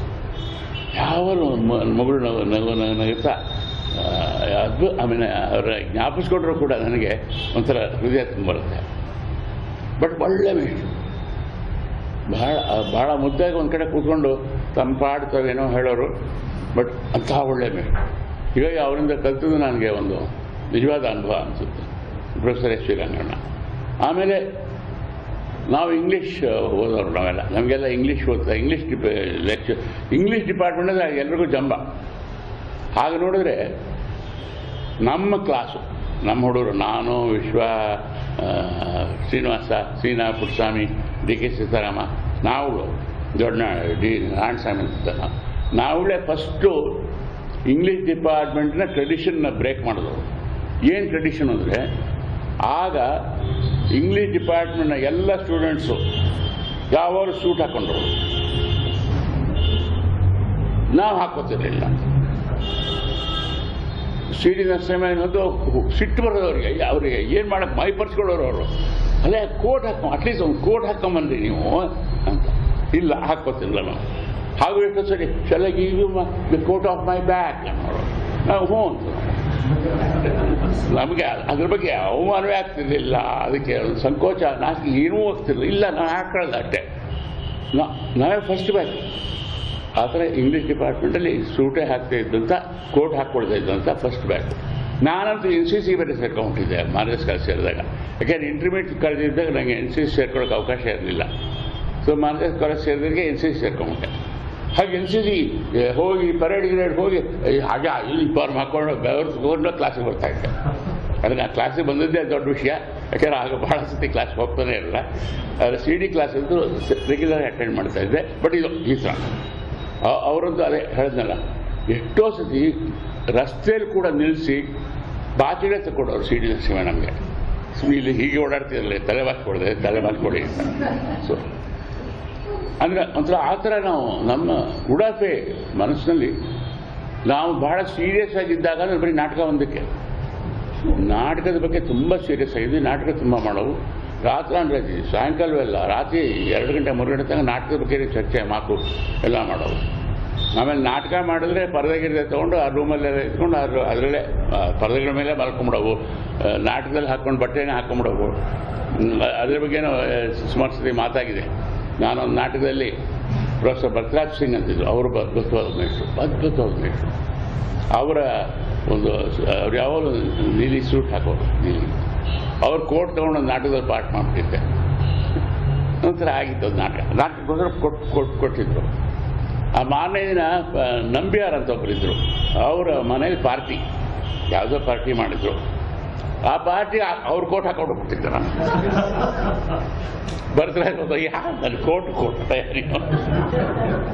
ಅದೇ ಆದರೆ ಮುಖ್ಯ ಏನಪ್ಪ ಅಂದರೆ ಮೇಷ್ಟ್ರು ನಮ್ಮ ಜೊತೆ ಅಷ್ಟು ಸೌಹಾರ್ದವಾಗೂ ಇದ್ದರು. ಅದೊಂದು ತಮಾಷೆ ಮಾಡಿದ್ರೆ ಹೊರತು, ಜೋಕ್ ಮಾಡಿದ್ರೆ ಹೊರತು ತುಂಬ ಸೌಹಾರ್ದ. ನಮಗೆ ನಾಟಕ ಮಾಡೋಕ್ಕೆ ತುಂಬ ಉತ್ತೇಜನ ಸಿಗೋದು. ಆಮೇಲೆ ಎಷ್ಟು ಒಂದು ನನಗೆ ಇನ್ನೂ ಸಿಟ್ಟಿದೆ ಅವ್ರ ಮೇಲೆ. ಏನು ಸಿಟ್ಟಪ್ಪ ಅಂದರೆ, ನಾನು ಇಂಗ್ಲೀಷ್ ನಾಟಕ ಮಾಡಬೇಕು ಅಂತ. ನಾನು ಬಸವರಾಜ್ ಹೋಗಿ, ಸರ್ ಇಂಗ್ಲೀಷ್ ನಾಟಕ ಮಾಡ್ಬೇಕು ಸರ್, ಮಾಡಿಸೋಣ ಸರ್, ಮಾಡಿಸಿ ಸರ್ ನೀವು. ಅವರು ಅಯ್ಯ ಯಾರು ಅಂತ ಒಂದು ಬಕೆಟ್ ತಣ್ಣೀರು ತಂದು ನೀವು ತಲೆ ಮೇಲೆ ಸುರೀರಿ, ಹುಚ್ಚಿ ಇಲ್ಲಿ ಮಾಡ್ತಾರೆ ಹೋಗಿ ಅಂತಂದ್ಬಿಟ್ಟು. ಯಾಕೆಂದರೆ ಅವರು ಸುಮಾರು ಯಾವುದನ್ನು ಸೀರಿಯಸ್ ತಗೊಳ್ಳೋಕ್ಕೆ ಆಸಕ್ತಿ ಇರಲ್ಲ. ಅವರು ಲೈಫ್ ಈಸ್ ಎ ಜೋಕ್ ಅಂತ. ಆಮೇಲೆ ಲಿಟ್ರೇಚರ್ ಬಗ್ಗೆ ಮಾತಾಡ್ಬಿಟ್ರೆ, after all literature reflection of life is a joke. Literature ಅಷ್ಟೇ ಕಡೆ ಹೋಗ್ರೆ ಆದರೂ ಆ ಥರ ಮನುಷ್ಯ ಭರತರಾಜ್ ಸಿಂಗ್. ಬಟ್ ಅವರ ಇಂಗ್ಲೀಷ್ ಮಾತ್ರ ಅದ್ಭುತವಾದ ಇಂಗ್ಲೀಷು. ಬಟ್ ಭರತರಾಜ್ ಸಿಂಗ್ ಬಗ್ಗೆ ಒಂದು ಮಾತು ಹೇಳಬೇಕು ನಾನು, ಒಂದು ಕಥೆನ. ಎಂಥ ದೊಡ್ಡ ಮನುಷ್ಯ ಅನ್ನೋದಕ್ಕೆ. ಅವರು CDN ಇಬ್ಬರೂ ಇಂಗ್ಲೆಂಡಲ್ಲಿ ಹೋಗಿ MA ಕ್ಯಾಂಟಪ್ ಮಾಡಿದವರು. ಭರತರಾಜ್ ಸ್ವಲ್ಪ ಮುಂದೆ ಬಂದುಬಿಟ್ಟಿದ್ರು ಮುಂಚೆ. ಅವರಿಲ್ಲಿ ಬಂದಾಗ ಅಸಿಸ್ಟೆಂಟ್ ಪ್ರೊಫೆಸರ್ಶಿಪ್ ಅನೌನ್ಸ್ ಆಯಿತು, ಅಡ್ವರ್ಟೈಸ್ಮೆಂಟ್ ಬಂತು. ಆಮೇಲೆ ಭರತರಾಜ್ ಹೋಗಿ ಆಗ ನರೋಣ ಅಂತ ಅವರು ಏನೋ ಪೊಸಿಷನ್ ಅಪಾಯಿಂಟಿಂಗ್ ಪೊಸಿಷನ್ ಇದ್ರು. ಅವ್ರ ಹತ್ರ ಹೋಗಿ ಒಂದು ಫಾರಮ್ ಕೊಡಿ, ಫಾರಮ್ ನಾನು ಕಳಿಸ್ಬೇಕು, ನೀನು ಅಪ್ಲೈ ಮಾಡಲ್ವಾ ಅಂತ. ನಾನು ಅಪ್ಲೈ ಮಾಡ್ತೀನಿ, ಆದರೆ ನಿಜವಾಗ್ಲೂ ಇನ್ಯಾರಿಗೂ ಕಳಿಸ್ತೀನಿ, ಅವ್ರಿಗೆ ಕೊಡ್ಬೇಕು ನೀವು ಕೆಲಸ. ಅಲ್ಲ ನೀನು ಈಗ ಅಪ್ಲೈ ಮಾಡಿಬಿಡು, ನಿನಗೆ ಕೆಲಸ ಸಿಗುತ್ತೆ. ಯಾಕೆಂದರೆ ನೀನು ಯಾರ್ದು ಹೇಳ್ತಿದ್ದೀಯ, ಅವ್ರು ಇಲ್ಲ ಇಲ್ಲಿ ಅಂತ. ಸಿ ಡಿ ನರಸಿಂಹಯ್ಯನ ಕಳಿಸ್ಬೇಕು ಅಂತ ಅವರು. ಸಿ ಡಿ ನರಸಿಂಹ ಎಲ್ಲಿದ್ದಾರೆ ಅಂದರೆ ಅವ್ರು ಇನ್ನೂ ಇಂಗ್ಲೆಂಡ್ಲಿದ್ದಾರೆ. ಬಂದೇ ಇಲ್ವಲ್ಲ, ಸರಿ ನೀನು ಕೆಲಸ ತೊಗೊಂಬಿಡು, ನಿಮ್ಗೆ ಆಫರ್ ನಿಮ್ಗೆ ಕೊಡ್ತೀವಿ ನಾವು ಅಂತ. ಇಲ್ಲ, ಸಿ ಡಿ ನನಗಿಂತ ಬೆಟರ್ ಮ್ಯಾನ್, ಅವ್ರಿಗೆ ಸಿಗಬೇಕು ಕೆಲಸ, ನನಗೆ ಬೇಡ, ಅವ್ರಿಗೆ ಕೊಡಿ ಅಂತ ಹೇಳ್ಬೋದು ಪ್ರಕಾಶ್. ಅಂದರೆ ಅಂಥ ದೊಡ್ಡ ಮನುಷ್ಯ ಈಗಿನ ಕಾಲದಲ್ಲಿ ಸಾಧ್ಯ, ಅಂಥದ್ದು ಆಗಕ್ಕೆ ಸಾಧ್ಯನೇ ಇಲ್ಲ. ಅಂದರೆ ಆ ಥರದ ಜನ ಇದ್ದರು ನಮ್ಮ ಮೇಷ್ಟ್ರುಗಳು. ಹೇಳಿದೆ ನಾನು, ಎಂ ವಿ ಕೃಷ್ಣರಾವ್ ಹೇಳಿದೆ, ಟಿ ಎ ಪುರುಷೋತ್ತಮ ಹೇಳಿದೆ. ಪುರುಷೋತ್ತಮ ಎಂಥ ಅದ್ಭುತವಾದ ಕೇಳಿದ್ರೆ, ಅವರು ರಿಟೈರ್ ಆದಾಗ ತಮ್ಮ ಪೂರ್ತಿ ಲೈಬ್ರರಿಯನ್ನು DVRCಗೆ ಕೊಟ್ಟರು. ತಮ್ಮ ಪೂರ್ತಿ ಪರ್ಸನಲ್ ಲೈಬ್ರರಿ, ದೊಡ್ಡ ಲೈಬ್ರರಿ ಇತ್ತು, DVRCಗೆ ಗಿಫ್ಟಾಗಿ ಕೊಟ್ಟರು. ಅಂದರೆ ಅಷ್ಟು ಧಾರಾಳ ವ್ಯಕ್ತಿ ಅವರು. ಆಮೇಲೆ ನಾನು ಹೇಳಿದೆ ಬಿಟ್ಟಿರೋದು ಅಂದರೆ, ನಾವು ಇಂಗ್ಲೀಷ್ ಡಿಪಾರ್ಟ್ಮೆಂಟ್ಲಿದ್ದಾಗ ಕನ್ನಡ ಡಿಪಾರ್ಟ್ಮೆಂಟಲ್ಲಿ ಅದೊಂದು ಅದ್ಭುತವಾದ ಕಥೆ. ಕೆ ಪುಟ್ಟಪ್ಪ ಪ್ರೊಫೆಸರು, ಕುವೆಂಪು ಅಲ್ಲಿ ಪ್ರೊಫೆಸರು. ಅವರು ಅವ್ರ ಕಾರು, ಸಣ್ಣ ಕಾರು ಬರೋದು ಅವೆಲ್ಲ ನಮಗೆ ಬಹಳ ಆಗಿನ ಕಾಲಕ್ಕೆ ಒಂದು ಬಹಳ ಅದ್ಭುತವಾದ, ನಮಗೆಲ್ಲ ಕಥೆಗಳು ಅವೆಲ್ಲ. ಅಂದರೆ ನಾವು ಹಾಸ್ಯ ಮಾಡೋದು. ಅವರು ಪುಟ್ಟ ಕಾರು ಬರೋದು, ಅವ್ರು ಇಳಿದು ಬರೋದು, ಅವರು ಟಿ ವಿಯಿಂದ ಬರೋದು, ನಿಂತ್ಕೊಳ್ಳೋದು. ಆಮೇಲೆ ಒಳ್ಳೆ ಇಂಗ್ಲೀಷ್ ಬೇರೆ ಮಾತಾಡೋರು. ಸಿ ಡಿ ನರಸಿಂಹಯ್ಯ ಕನ್ನಡ ಮಾತಾಡೋಕ್ಕೆ ಬಿಡ್ತಾ ಇಲ್ಲ, ಅವ್ರು ಇಂಗ್ಲೀಷಲ್ಲಿ ಮಾತಾಡಬೇಕು ಎಲ್ಲರ ಹತ್ರ. ಅದರ ಮಧ್ಯೆ ಪುಟ್ಟಪ್ಪನವರು ಅದಕ್ಕೆ ಇದು. ಬಟ್ ಕನ್ನಡ ಡಿಪಾರ್ಟ್ಮೆಂಟ್ಲಿ ಪುಟ್ಟಪ್ಪನವ್ರ ಜೊತೆಗಿದ್ದವ್ರು ಯಾರು? D L Narasimha, D L Narasimha ಇರ್ಬೋದು, ತೀನಂಶಿ, ಪರಮೇಶ್ವರ್ ಭಟ್ರು, ಅವರೆಲ್ಲ ನಮ್ಮ ಕಾಲದ ಮೇಷ್ಟ್ರುಗಳು. ಆಮೇಲೆ ಈ ಕಡೆಯಿಂದ ಇದು ಯಾರು, ತಾಸು ಶಾಂಗಾಯರು, ಪಕ್ಕದ ಕಾಲೇಜಲ್ಲಿ ಎಸ್ ಅನಂತನಾರಾಯಣ ಅವ್ರನ್ನೆಲ್ಲ ನಾವು ತುಂಬ ಹಾಸ್ಯ ಮಾಡೋರು ಅವಾಗ, ಜೋಕ್ಸ್ ಅವರಲ್ಲ. ಬಟ್ ಆದರೆ ಇವರು ಪ್ರಭುಶಂಕರು ಇವರೆಲ್ಲ ಮೇಷ್ಟ್ರುಗಳು. ಮೇಷ್ಟ್ರು ಅಂದರೆ ಒಂಥರ, ಬಟ್ ಯಾರು ನಮ್ಮ ಜೊತೆ ಮೇಷ್ಟ್ರ ಥರ ನಡ್ಕೊಂಡವರೇ ಅಲ್ಲ, ಎಲ್ಲ ಬಹಳ ಆತ್ಮೀಯವಾಗಿರೋರು, ತಮಾಷೆ ಮಾಡಿಕೊಂಡು ಎಲ್ಲ ಇದಾಗಿ ಬಹಳ ಪ್ರೀತಿಯಿಂದ ಒಬ್ಬರ ಜೊತೆಗೊಬ್ಬರು ಇರೋ ಆ ಸಮಯದಲ್ಲಿ. ಆಮೇಲೆ ನಾವು ವಿದ್ಯಾರ್ಥಿಗಳಾಗಿದ್ದಾಗ ಟಿ ಜಿ ರಾಘವ ಹೇಳಿದೆ, ನಮ್ಮ ಕ್ಲಾಸ್ಮೇಟ್, ಅವನ ಜೊತೆ ನಮ್ಮ ಜೋಡಿ ಯಾವಾಗಲೂ ಒಟ್ಟಿಗೆ ಓಡಾಡೋವು ನಾವು. ಟಿ ಜಿ ರಾಘವ ಒಳ್ಳೆ ಕಥೆಗಾರ ಮತ್ತೆ. ಆಮೇಲೆ ಅದೇ ಸಮಯದಲ್ಲಿ ಮೈಸೂರಿನ ಆ ಟೈಮಲ್ಲಿ ಡಿ ಲಕ್ಷ್ಮಣಯ್ಯ ಅಂತ ಒಬ್ಬರಿದ್ದರು. ಅವರು ಲಾಯರು, ಬಹಳ ವಯಸ್ಸಾದ ಲಾಯರು. ಅವರು ಸಂಪತ್ತಿಗೆ ಪಾಠ ಹೇಳಿಕೊಟ್ಟ ಮೇಷ್ಟ್ರು, ಇಂಗ್ಲೀಷ್ ನಾಟಕ ಮಾಡಿಸೋರು. ಅಂಥ ಅದ್ಭುತ ಮಾಡೋರು ಅವ್ರು ನಾಟಕ ಮಾಡೋದು ನಾವು ನೋಡಿರಲಿಲ್ಲ. ಅದು ನಾವು ಮೆಚ್ಚು ಮೇಳದ ಫಂಕ್ಷನ್ಗೆ ಅವ್ರನ್ನ ಕರೆಸಿ ಅವ್ರನ್ನ ಇದು ಮಾಡಿಸ್ಕೊಂಡಿದ್ವಿ, ಅವ್ರ ಕೈಲಿ ಭಾಷಣ ಮಾಡಿಸಿದ್ವಿ. ಆ್ಯಂಡ್ ಸಂಪತ್ತು ಅದೇನು ನಾಟಕ ಮಾಡಿಸೋರಾಗ ಅವರು ಮೆಡಿಕಲ್ ಕಾಲೇಜಿನಲ್ಲಿ ಮಾಡಿಸ್ತಿದ್ದ ನಾಟಕಗಳು ಒಂಥರ ಚಾರಿತ್ರ್ಯ, ಹಿಸ್ಟಾರಿಕಲ್ ಪ್ಲೇಸ್. ಅಂದರೆ ಅಷ್ಟು ಒಂದು ಅದೇ ಅಂದರೆ ಬಹದ್ದೂರ್ ಗಂಡನ್ನು 1 ವರ್ಷ ಪೂರ್ತಿ ರಿಹರ್ಸಲ್ ಮಾಡಿಸಿದ್ರು ಸಂಪತ್ತು. ಆ ಸಂಪತ್ತು ರಿಹರ್ಸಲ್ ಮಾಡಿಸೋದ್ರೆ ಅದಕ್ಕೊಂದು ಪೂರ್ತಿ ಎಕ್ಸಸೈಸೇ ಆಗೋದು, ಒಂದು ರೆಗ್ಯುಲರ್, ಅದು ತುಂಬ ಕಷ್ಟಪಟ್ಟು ಮಾಡಿಸೋರು. ಆ್ಯಕ್ಟ್ ಮಾಡೋರಂತೂ ಒಂಥರ ಎಲ್ಲವೂ ಕಟ್ಟುನಿಟ್ಟಾಗಿರ್ಬೇಕಿತ್ತು. ಅಂಥ ನಾಟಕ ಮಾಡಿಸೋರು ಅವರು. ಆಗ ನಾಟಕ ಮಾಡ್ತಿದ್ದವರು ಯಾರು? ದೊಡ್ಡನಾರಾಯಣಪ್ಪ ಸ್ಟೂಡೆಂಟ್ ಅವರು, ಡಾಕ್ಟ್ರಾಗಿ, ಡಾಕ್ಟರ್ ಶಮಂತಕಮಣಿ, ಡಾಕ್ಟರ್ ಶ್ರೀನಿವಾಸ್ ಅಂತವರು, ನರೇಂದ್ರ ಅಂತ ಇನ್ನೊಬ್ಬರು, ಅವರೆಲ್ಲ ಬಹಳ ದೊಡ್ಡ ದೊಡ್ಡ ಡಾಕ್ಟರ್ಗಳಾದವರು. ಆಮೇಲೆ ಶಮಂತಕಮಣಿ course is one of the biggest paediatricians in Bangalore. ಅವರು ದೊಡ್ಡ ಕೋರ್ಸ್ ನಿಮಗೆಲ್ಲ ಗೊತ್ತೇ ಇದೆ.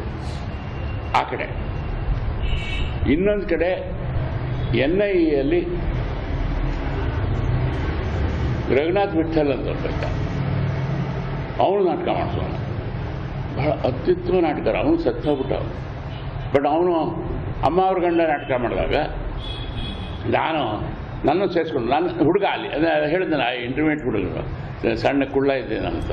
ಸೊ ಅಮ್ಮ ಅವ್ರ ಗಂಡ ಮಕ್ಕಳ ಪಾತ್ರಗಳಲ್ಲಿ ನಾನೊಬ್ಬ ಇದ್ದೆ, ಮಗು. ಬಟ್ ಅಲ್ಲಿ ಆ ಟೈಮಲ್ಲಿ ಹೆಣ್ಣು ಪಾತ್ರ, ತಾಯಿ ಪಾತ್ರ, ಆಮೇಲೆ ಅವ್ರು ಬಂಡವಾಳ ಟೈಮ್ ಆದಾಗ ಜೀವ ಪಾತ್ರ ಮಾಡ್ತಿದ್ದವರು KV ಮೂರ್ತಿ. ಬಹಳ ದೊಡ್ಡ ಡೋನರು, ಬಹಳ ಇದು. ಅವ್ರು ಈಗ ಎಷ್ಟು ಗಂಭೀರವಾಗಿದ್ದು ಬಿಡ್ತಾರೆ. ಅವ್ರು ಹೆಣ್ಣು ಪಾತ್ರ ಮಾಡ್ತಾಯಿದ್ರು ಕಾಲೇಜಲ್ಲಿ, ನಮ್ಮ ಜೊತೆ ನಾಟಕ ಮಾಡಿದವರು ಅವರು. ಆಮೇಲೆ ಸ್ಟೂಡೆಂಟ್ಸ್ ಆಗಿದ್ದವರಲ್ಲಿ ಸುಬ್ನರಸಿಂಹ, ಕಪಿಪತಿ ಅಂತ ಹೋಗಿದ್ರು.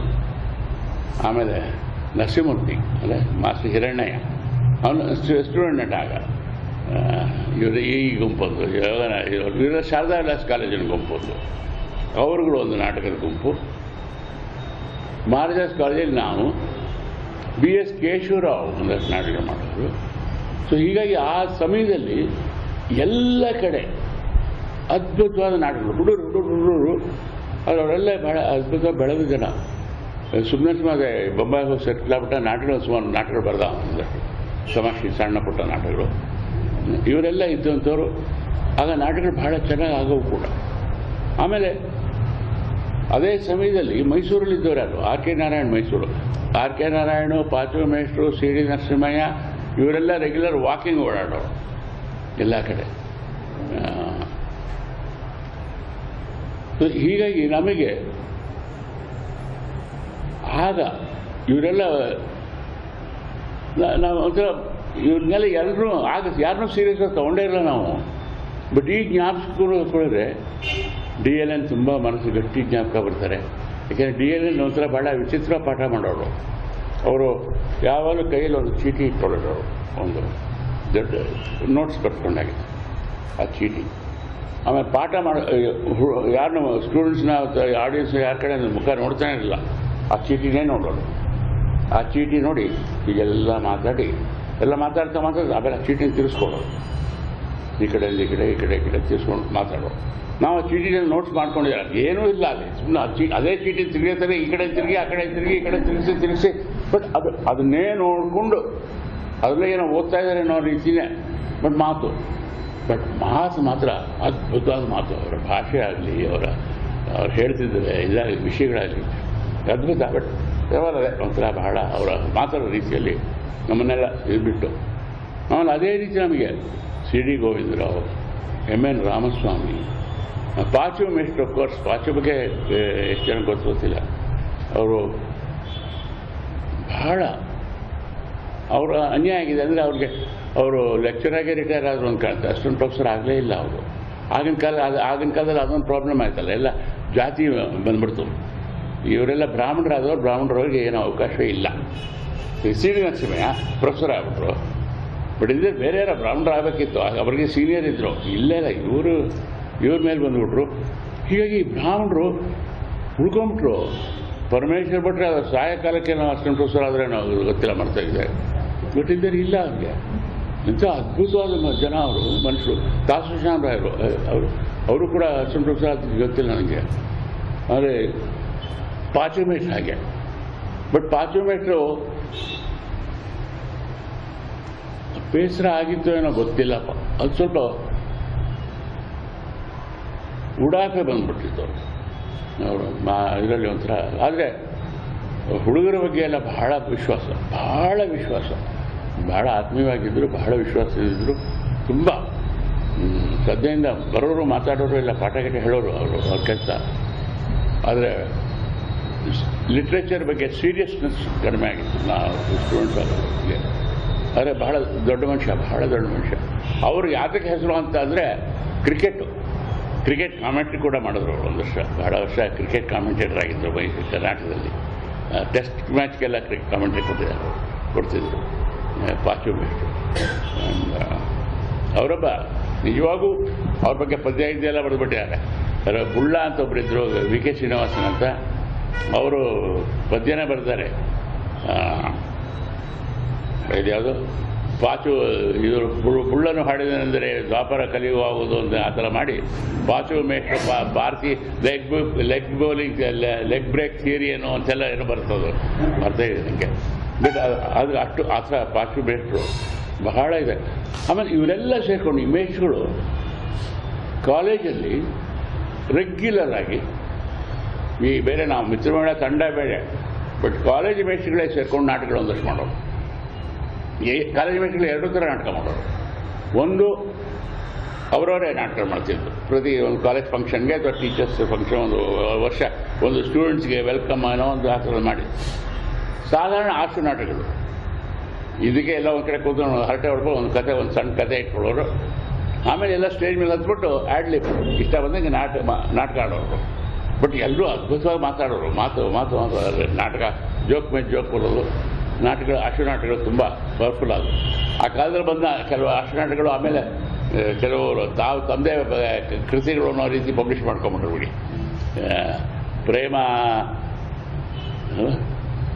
ಪ್ರೇಮ ಬಲಿ ಅಂತ ಒಂದು ನಾಟಕ ಅಂತ ಕಾಣುತ್ತೆ. ಆಮೇಲೆ ಮಂಗಳಾರತಿ ಅಂತ ಒಂದು ನಾಟಕ. ಆಮೇಲೆ ವಿಪರೀತ ಮಂತ್ರಿ ವಿವಾಹ, ಇದೊಂದು ನಾಟಕ ಆಗಿ ಬಂದಿತ್ತು ಮುಂಚೆ. ಅದು ಆಮೇಲೆ ಅವೆಲ್ಲ ಈಗ ಬೇರೆ ಯಾರ ಹೆಸರಲ್ಲೇ ಬಂದುಬಿಟ್ಟಿದೆ, ಈಗ ಪಬ್ಲಿಷ್ ಆಗಿದೆ. ಬಟ್ ಶುರುವಾದಾಗ ಅವೆಲ್ಲ ಬರೀ ಆಶು ನಾಟಕಗಳು. ಆಮೇಲೆ ನಮ್ಮ ತಂದೆ ಜೊತೆಗೆ ನಮ್ಮ ತಂದೆನೂ ಆ್ಯಕ್ಟ್ ಮಾಡೋರು ತುಂಬ.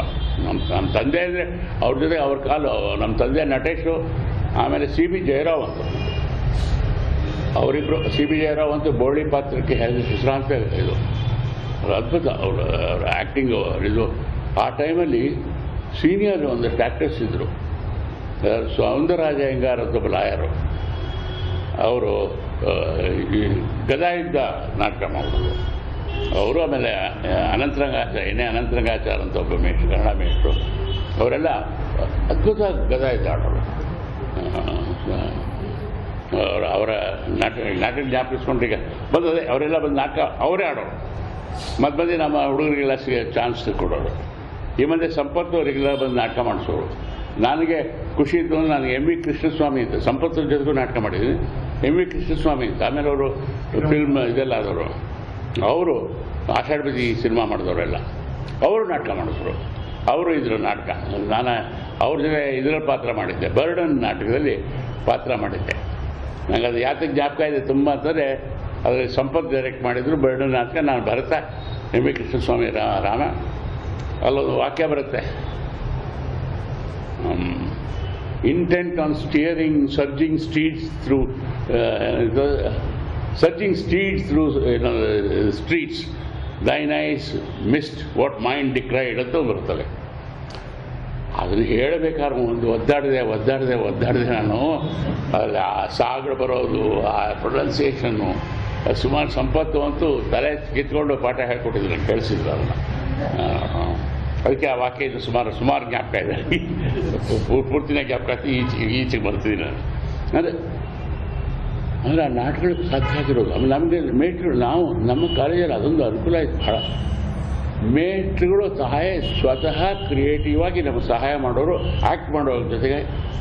ಯೋಗ ನರಸಿಂಹ ಅಂತ ಸೈಕಾಲಜಿ ಮೇಟ್ರು, ಯೋಗ ನರಸಿಂಹ, ಸಿಂಧುವಳ್ಳಿ ಅವರೆಲ್ಲ ಸೇರಿಕೊಂಡು ಹಬ್ಬ ಏನೇಂಟಿ ಅಂತ ಪರ್ವತವಾಣಿದೊಂದು ನಾಟಕ ಮಾಡಿದ್ರು. ಆ ಹಬ್ಬ ಏನೇಂಟಿ ನಾಟಕ ಮಾಡಿದ ಮೇಲೆ ಪರ್ವತವಾಣಿಗೆ ಬಹಳ ಜನ ಬೈದ್ಬಿಟ್ರು ಅದನ್ನ. ಯಾಕಪ್ಪ ಅಂದರೆ ಅದು ಅಡಲ್ಟ್ರಿ, ಹೆಂಡತಿ ಗಂಡನ ಮೋಸ ಮಾಡಿ ಹೇಗೆ ಇನ್ನೊಬ್ಬನ ಜೊತೆ ವ್ಯವಹರಿಸ್ತಾಳೆ ಅನ್ನೋದ್ರ ಬಗ್ಗೆ ಇತ್ತು ನಾಟಕ. ಅದಕ್ಕೆ ಪರ್ವತವಾಣಿ ಎಂಥ ಕೆಟ್ಟ ನಾಟಕ ಬರೆದ್ಬಿಟ್ರು, ಪೋಲಿ ನಾಟಕ ಇದು. ಒಂದ್ಸಲ ಗಲಾಟೆ ಪರ್ವತವಾಣಿ ಅದನ್ನು ವಿಡ್ರಾ ಮಾಡಿಬಿಟ್ರು ನಾಟಕನ. ನನಗೆ ಅನುಮಾನ ಇರೋದು, ಆ ವಿಡ್ರಾ ಮಾಡ್ಕೊಂಡು ನಾಟಕವನ್ನು ಅದೀಗೆಲ್ಲೂ ಇಲ್ಲೆಲ್ಲ ಸ್ಕ್ರಿಪ್ಟ್ ಹುಡುಕ್ಬೇಕು. ನಾನೆಲ್ಲ ಹುಡುಕ್ರೆ ಪರ್ವತವಾಣಿ ಸೊಸೆ ಕೊಡ್ತೀನಿ ಅಂತ ಹೇಳಿದ್ದೀನಿ. ನಾನು ಮಾರ್ಗದರ್ಶಕ ಲೈಬ್ರರಿ ಹುಡುಕಬೇಕಾಗಿಲ್ಲ. ನನಗನ್ಸುತ್ತೆ ಇನ್ನು ಆಮೇಲೆ ಒಂದು ಯಾವುದೋ ಒಂದು ಬೇರೆ ನಾಟಕ ಮಾಡಿದ್ರೆ ಸ್ವಲ್ಪ ಅದನ್ನು ಬದಲಾಯಿಸ್ಬಿಟ್ಟು ನಾಟಕ ಬರೆದಾರೆ ಅಂತ ಅನಿಸುತ್ತೆ ನನಗೆ. ಪರ್ವತವಾಣಿ ಗೊತ್ತಿಲ್ಲ. ಬಟ್ ಹಬ್ಬ ಏನು ಹೇಳ್ತೀವಿ ಅನ್ನೋದು ನಾಟಕನ ಭಾಳ ಚೆನ್ನಾಗಾಗಿತ್ತು ನಾಟಕ. ಸಿಂಧುವಳ್ಳಿ ಮತ್ತು ಯೋಗ ನರಸಿಂಹ ಅಂತ ಸೈಕಾಲಜಿ ಮೇಷ್ಟ್ರು ಇದ್ದರು, ಅವರು ಮಾಡಿದ ನಾಟಕ ಪಾಠ ಮಾಡಿದರು. ಅಂದರೆ ಸಿಂಧುವಳ್ಳಿ ಸ್ಟೂಡೆಂಟು, ಆಗ ಯೋಗ ನರಸಿಂಹ ಮೇಷ್ಟ್ರು ಅವರೆಲ್ಲ ಸೇರಿಕೊಂಡು ಆ ನಾಟಕವನ್ನು ಮಾಡಿದರು.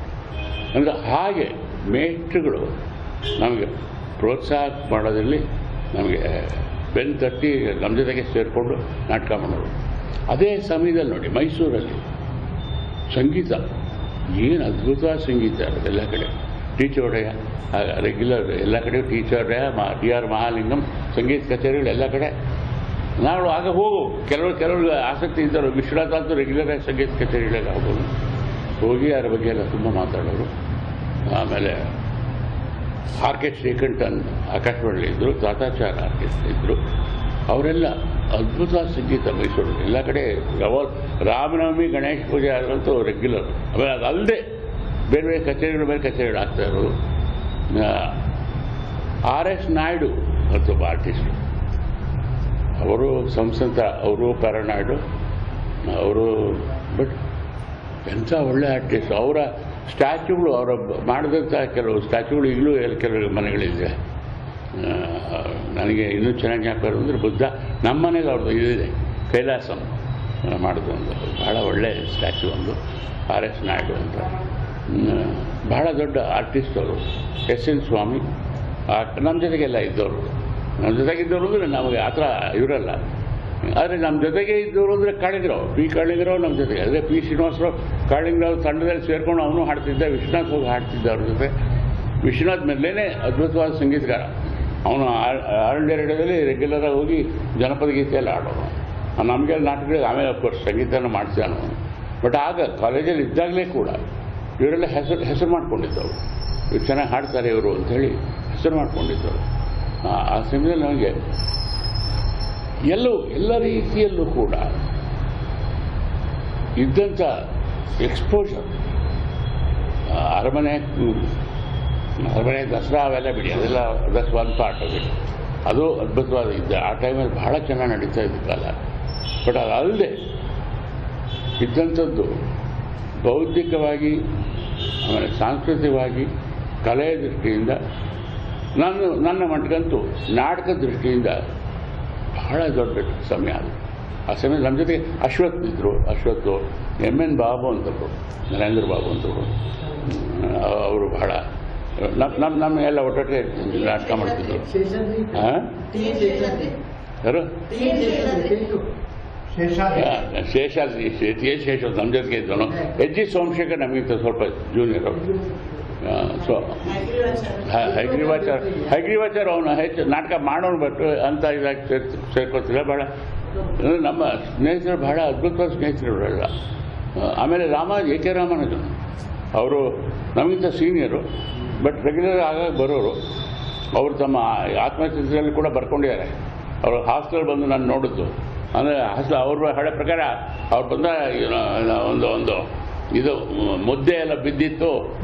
ಆಮೇಲೆ ಹೋಗ್ಬೇಕಾದ್ರೆ ಏನೋ ಹೋಗ್ತೀನಿ ತಂದಾಗ ಆ ಮುದ್ದೆ ಎದ್ದುಬಿಟ್ಟು ನಾನು ಏನೋ ಒಂದು ಮಾತೇನೋ ಆಡಿದೆ ಅಂತ ಬರುತ್ತೆ. ಅಂದರೆ ಎಲ್ಲ ಆ ಥರ ಒಟ್ಟೊಟ್ಟಿಗೆ ಇದ್ದವ್ರು ನಾವು. ಆ್ಯಂಡ್ ತುಂಬ ಇವರು ಬೇರೆ ರಾಜಕೀಯ ಇವರೆಲ್ಲ ಬೇರೆ. ಇದು ಜ್ಞಾಪಕ ಇದೆ ನನಗೆ, ಮಲ್ಲಿಕಾರ್ಜುನ ಸ್ವಾಮಿ ಒಬ್ಬರು, ಅವರು ಮಿನಿಸ್ಟರ್ ಆಗಿದ್ದರು ಕರ್ನಾಟಕದಲ್ಲಿ. ಅವರು ನಾವು ಒಟ್ಟಿಗೆ ಇದ್ವಿ. ನಾವಿಬ್ಬರು ಹೊಡೆದಾಡಿದ್ವಿ. ಅಂದರೆ ಇಂಡಾಲಜಿ ಡಿಪ್ಲೊಮಾ ಅಂತ ಶುರು ಆಯ್ತಾಗ. ಆ ಇಂಡಾಲಜಿ ಡಿಪ್ಲೊಮಾಕ್ಕೆ ನಾನು ಸೇರ್ಕೋಬೇಕು ಅಂತ, ಅವನು ಸೇರ್ಕೋಬೇಕು ಅಂತ.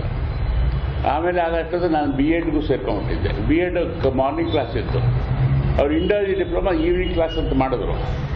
ನಾನು ಸೇರ್ಕೊಂಬಿಟ್ಟೆ. ಆಮೇಲೆ ಇಲ್ಲ ಅದು ಈವ್ನಿಂಗ್ ಕ್ಲಾಸ್ ಅಲ್ಲ, ಮಾರ್ನಿಂಗ್ ಕ್ಲಾಸ್ ಮಾಡ್ತೀವಿ. ಯಾಕಪ್ಪ ಅಂದರೆ ಮಲ್ಲಿಕಾರ್ಜುನ ಅವನ ಲಾ ಕಾಲೇಜ್ ಸೇರ್ಕೊಂಡ್ಬಿಟ್ಟಿದ್ದ.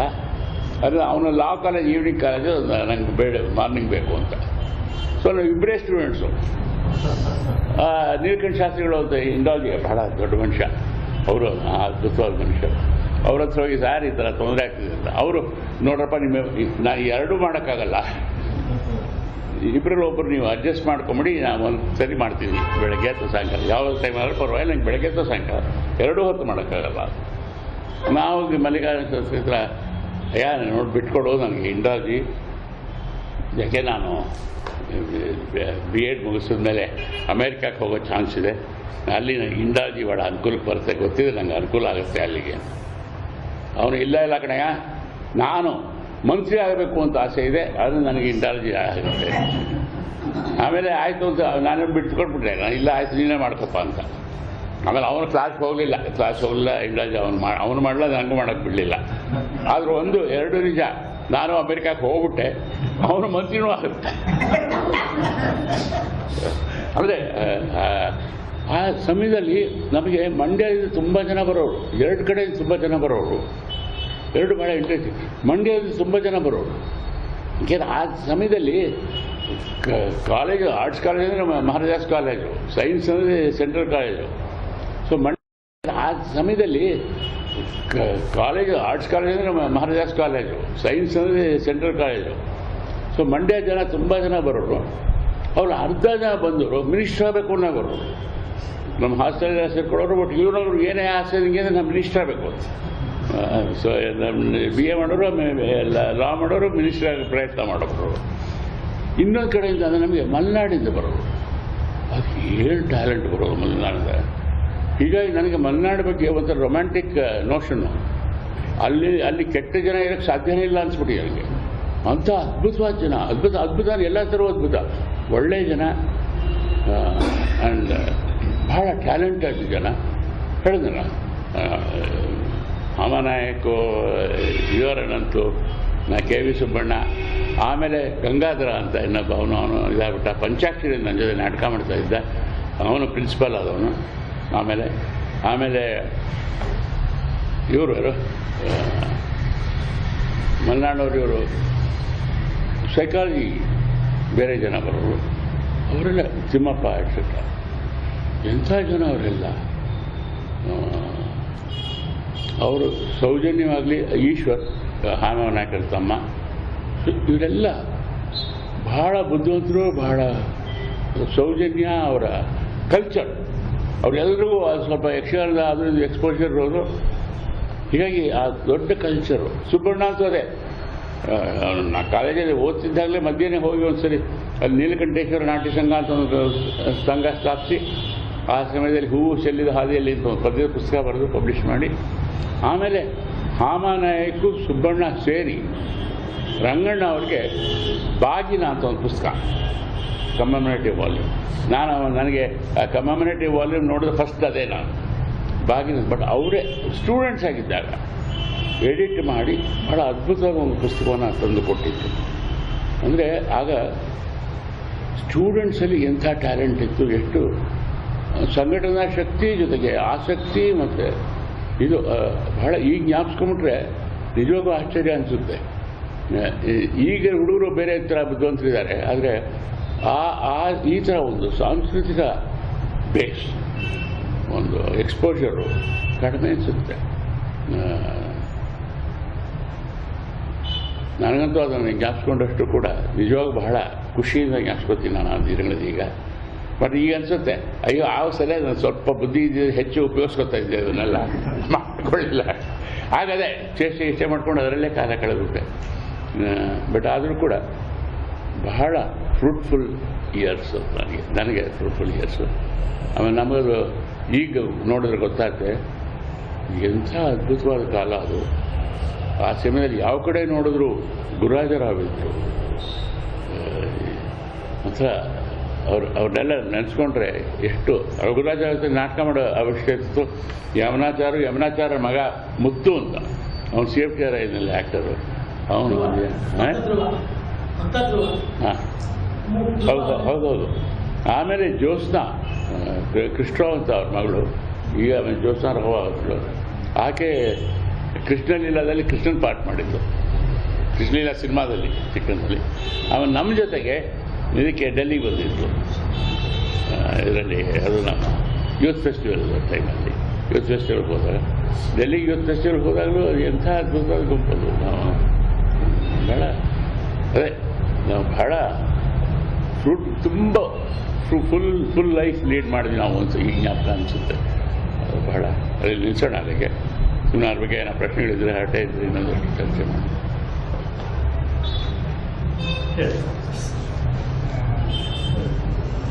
ಅವ್ರ ಬಗ್ಗೆ ಒಂದೆರಡು ಮಾತು. ಈಗ ನಾನು ಅನಂತಮೂರ್ತಿಯವರ ಸುರಗಿ ಆತ್ಮಕತೆ ಓದ್ತಾ ಇದ್ದೀನಿ. ಬಹಳ ಆತ್ಮೀಯವಾಗಿ ಉದಾಹರಣೆ ಇವರ ಫ್ಯಾಮಿಲಿ ಮದುವೆನೂ ಆಗಿರ್ತೀವಿ. ಇವರ ಫ್ಯಾಮಿಲಿಯ ಔದಾರ್ಯ ಮತ್ತು ಇವರ ಕಲಹರಟೆಗಳು ಎಲ್ಲದ್ರ ಬಗ್ಗೆ ಬಹಳ ಚೆನ್ನಾಗಿ ಬರುತ್ತೆ. ಕೀಟಲೆಗಳು ಒಂದು ಘಟನೆ ಬಹಳ ಇದಾಗ್ತದೆ. ಅವಾಗೆಲ್ಲ ಕೈ ಸಿಗುತ್ತೆ, ಸಿಟಿ ಬಸ್ ಬರುತ್ತೆ, CPC ಓಡಿಸ್ತಾ ಇದ್ರು. ಇವ್ರು ಹಿಂದ್ಗಡೆ ಇದ್ದು ದೊಡ್ಡ ಓಡೋದು, ಅಪೋಸಿಟ್ ಕಂಡಕ್ಟ್ರು ಬರ್ಕೋತಾನೆ ನಿಲ್ಸಿದ್ರು ಮುಂದೆ ಕೊಡೋದು. ಆ ಕಂಡಕ್ಟ್ರು ಬೈಕೊಂಡು ರೈತರು ಬಸ್ ಮಾಡಿದ್ರು. ಉದ್ದೇಶಪೂರ್ವಕ ಮಾಡುತ್ತಿದ್ದ ಕೆಲವು ಕೀಟಲೆಗಳು. ಹಾಗೆಲ್ಲ ಮೈಸೂರಿಗೆ ಇದಕ್ಕೆಲ್ಲ ಅವಕಾಶ ಇರುತ್ತೆ. ನಾನು ಹೈಸ್ಕೂಲ್ ಪ್ರವೇಶ ಮಾಡೋದಕ್ಕೆ ಗ್ರಾಜ್ಯುಯೇಟ್ ನನಗೊಂದು ಎರಡು ಎಕ್ಸಾಂಪಲ್ಗಳನ್ನ ನಾನು ಕೊಡೋದು. ಒಂದು ಹೆಸರಂತ ನನ್ನ ಅಷ್ಟೊತ್ತಿ ಮಹಾರಾಜಾಸಿಗೆ ಬಂದಿದ್ರು ಅಂತ ಕಾಣ್ತದೆ. ಈ ಅಂಡರ್ ಬ್ರಿಟಿಷ್ ಸರ್ಕಲ್ ಇದೆಯಲ್ಲ, ಅಲ್ಲಿಂದ ಮೇಲಕ್ಕೆ ನಾವು ಚಿನ್ನಿಕೋಲ್ ಆಡ್ಕೊಂಡು ಕೆಲವು ಜನನೇ ಇರ್ತಿಲ್ಲ. ಮಿಡ್ಲ್ ಆಫ್ ದಿ ರೋಡ್ ಚಿನ್ನಿಕೋಲ್ ಆಡ್ಕೊಂಡು ಹೋಗ್ಬೋದು. ಮನೋಲ ಹತ್ರ ಅನಂತಾರಣ, ಅಲ್ಲಿಂದ 2 ಪಾರ್ಕ್ ದಾಟಿದ್ರು ಮಹಾರಾಜರಿಂದ ಟಿ.ವಿ. ನರಸಿಂಹರಾವ್ ಬಗ್ಗೆ ಅಲ್ಲಿ ತನಕ ನನಗೆ ಚೆನ್ನಾಗಿ ಜ್ಞಾಪಕ ಇದೆ. ಚಿನ್ನಿಕೋಲ್ ನೋಡಿದ್ರೆ ಅನಂತಾರಣ ಅವ್ರಿಗೆ ಆಡ್ಬೇಕು ಅಂತ ಆ ಪಂಚೆ ಅವರು ಖಾದಿ ಪಂಚೆ ಖಾದಿ ಇದೊಂದು ಅಂಗಿ ಹಾಕೊಂಡು ಆ ಪಂಚೆ ತೆಗೆದು ಮೇಲಕ್ಕೆ ಇಟ್ಕೊಂಡು ಚಿನ್ನಿ ಕೊಡ್ಕೊಂಡು ಬಂದ್ರೆ ಖಾದಿ ಕಾಣ್ಬಿಟ್ಟು ಹೊಡ್ಕೊಂಡು ನೋಡ್ಕೊಂಡು ನಾಚಿಕೆ ಹೋಗಿ ಅದೊಂದು. ಅಂಡ್ ನಾಟಕದಲ್ಲಿ ನನಗೆ ನಾವು ಬಹಳ ಬೇಕಾದಷ್ಟು ಕೇಳೋದಿದೆ, ನನಗೆ ಕೇಳೋದಿದೆ. ಒಂದು 2-3 ವರ್ಷ ಅಂತ ಕಾಣ್ತೀವಿ. ಇಂಟರ್ ಯೂನಿವರ್ಸಿಟಿ ಡ್ರಾಮಾ ಕಾಂಪಿಟೇಷನ್ ಅವಾಗ ಈಗಿನ ಥರ ಬೇಕಾದ ನಾಟಕಗಳು ಆಡ್ಕೊಂಡು ಜಡ್ಜಿಗಳನ್ನು ಕೂರಿಸಿ ಇದು ಮಾಡ್ತಿದ್ರು. ಒಂದು ನಾಟಕ ಪ್ರಿಸ್ಕ್ರೈಬ್ ಮಾಡೋದು ಟೆಕ್ಸ್ಟ್ ಬುಕ್ ಪ್ರತಿಯೊಂದು ಕಾಲೇಜರು ಆ ನಾಟಕನೇ. ನನಗೆ ಹಾಗೆ ಜ್ಞಾಪಕ ಇರೋದು BMC ಗದಾಯುಧ ಒಂದು 10 ಶೋ ನೋಡಿ ಜ್ಞಾಪಕ ಇದೆ. ಬೇರೆ ಬೇರೆ ಅರ್ಸು ಬೋರ್ಡಿಂಗ್ ಸ್ಕೂಲಿನ ಒಂದು ಆಡಿಟೋರಿಯಂ, ಈಗ ಆಡಿಟೋರಿಯಂ ಸೈಮಲ್ಟೇನಿಯಸ್ 10 ಗಂಟೆ 11 ಗಂಟೆಗಳ ನಾಟಕ. ನನಗೆ ಒಂದು 10 ಗದಾಯುಧದ ಪ್ರಯೋಗ ಬೇರೆ ಬೇರೆ ಕಾಲೇಜಿನವರಾಗಿ ನೋಡಿ ಜ್ಞಾಪಕ ಇದೆ.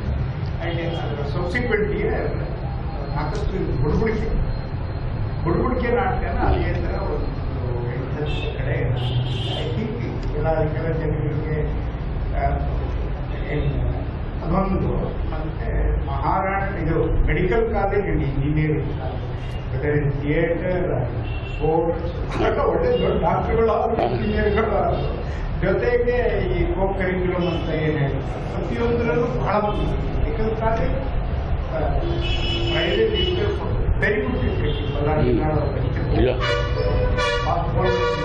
ಮತ್ತೆ ES ಅವರ NIT ಸೇರ್ಕೊಂಡು ಒಳ್ಳೊಳ್ಳೆ ಕ್ರಿಕೆಟರ್ಸ್. ಈಗ ಇಂಜಿನಿಯರಿಂಗ್ ಕಾಲೇಜ್ ಮತ್ತು ಮೆಡಿಕಲ್ ಕಾಲೇಜ್ ಕಂಪ್ಯೂಟರ್ ಸೈನ್ಸ್ ಬಿಟ್ಟು ಯಾವುದಾದ್ರೂ ಒಂದು ಬಗೆಯ ಪ್ರತಿಭೆ ಬರ್ತಾ ಇದೆಯಾ? Don't become anything else in life. I doubt become good doctor. ಅದೇ ಈ ಮಧ್ಯೆ ಇವ್ರು ರಿಸರ್ವೇಷನ್ ಇಟ್ಕೊಂಡು ಹೇಳ್ತಾ ಇದ್ದೀನಿ. ಬಟ್ ನನಗೆ ಬಹಳ ನಿರಾಸೆ. ವಿದ್ಯಾಭ್ಯಾಸ ಇಡೀ 90% PUC ತಗೊಳ್ಳೋದು, ಬೇಕಾದ ಸಬ್ಜೆಕ್ಟ್ ಹೋಗೋದು ಬಿಟ್ಟು ಬಿಟ್ರೆ ಅವಾಗೆಲ್ಲ PUC ಓದೋ ಮಕ್ಕಳು ಈಗಂತೂ ಫೋನ್ ಮಾಡಿ ನೆಂಟರುಗಳಿಗೆ ಬರಬೇಡಿ, ಹಾಗಾಗಿ ನೀವು ಎಕ್ಸಾಮ್ ಅಂತ ಹೇಳೋದು. ಈ ಸಮಾಜ ಎಲ್ಲಿ ಹೋಗ್ತಾ ಇದೆ? ಆಮೇಲೆ ಯಾವುದೋ ಒಂದು ಕಡೆ ಕೂತ್ಕೊಂಡು ಈಗ ನಾವು ಸರಿಯಾಗಿಲ್ಲ ಮನೆಗೆ ಬರೋ ನೆಂಟರು ಆಗಲ್ಲ, ಮನೆಗೆ ನೆಂಟರು ಬರೋದೇ ಮನೆಗಳೇ ಇರ್ತಿಲ್ಲ. ಸೊ ಈಗ PUC ಪರೀಕ್ಷೆ ಮಗನಿಗೆ ದಯವಿಟ್ಟು ಹೆಸರು ಬನ್ನಿ, ಈಗ ಬರಬೇಡಿ, ಮನೆಗೆ ಬರೋ ನೆಂಟರನ್ನ ಬರಬೇಡಿ ಅಂತ ಹೇಳೋದು ಸಂಸ್ಕೃತಿ ಗುರುತಿಸ್ಕೊಳ್ಳೋಕೆ ಸಾಧ್ಯನೇ. ಆ ತರಹ ಮಕ್ಕಳನ್ನ ನಾವು ಕಟ್ಟಿದ ಆ ಒಂದು ವಾತಾವರಣದಲ್ಲಿ ಮಕ್ಕಳನ್ನ ಬೆಳೆಸಿ ಓದಿದ್ಮೇಲೆ ಆಮೇಲಿಂದ ವಯಸ್ಸಾದ ಅಮ್ಮನ ನೆಗ್ಲೆಕ್ಟ್ ಮಾಡಿದ್ರು, ವೃದ್ಧಾಶ್ರಮ ಸೇರಿಸಿದ್ರು ಅಂತ ಬಯಸುತ್ತೆ. ಇದಕ್ಕೆಲ್ಲ ಏನೋ ಕನೆಕ್ಷನ್ ಇದೆ ಅಂತ ನನಗೆ ಅನಿಸುತ್ತೆ. ಬಟ್ ಸೋಷಿಯಾಲಜಿಸ್ಟ್ ಜೊತೆಗೆ ನಾ ಇದನ್ನ ಕೆಲವೊಂದು ಸಮಯ ಹೇಳಿದ್ರೆ ಬಹಳ 2 ಬಹಳ ಹೇಳಬೇಕು ಅನಿಸ್ತು. ಒಂದು ಚಿನ್ನಿ ಬೀದಿಲ ಚೀನಿ ಆಡೋರು. ಅದೇ ಸಮಯದಲ್ಲಿ ನಮ್ಮ ಸಂಸ್ಥೆ, ನಮ್ಮ ಗೊಪ್ಪಲ್ಲ ಬಟ್ ಬೇರೆ ಮೈಸೂರಿನಲ್ಲಾಗ ತುಂಬ ಗರಡಿಗಳು ಕುಸ್ತಿ. ನಾನು ಚಿಕ್ಕ ಹುಡುಗ ಇದ್ದೆ, ಗರಡಿಗೆ ಸೇರ್ಕೊಂಡಿದ್ದೆ. ಕುಸ್ತಿಗೂ ನಾನು ದಸರಾ ಕುಸ್ತಿಗೂ ಸೇರಿಸ್ಕೊಂಡು ಹೆಸರು ಕೊಟ್ಬಿಟ್ಟಿದ್ದೆ.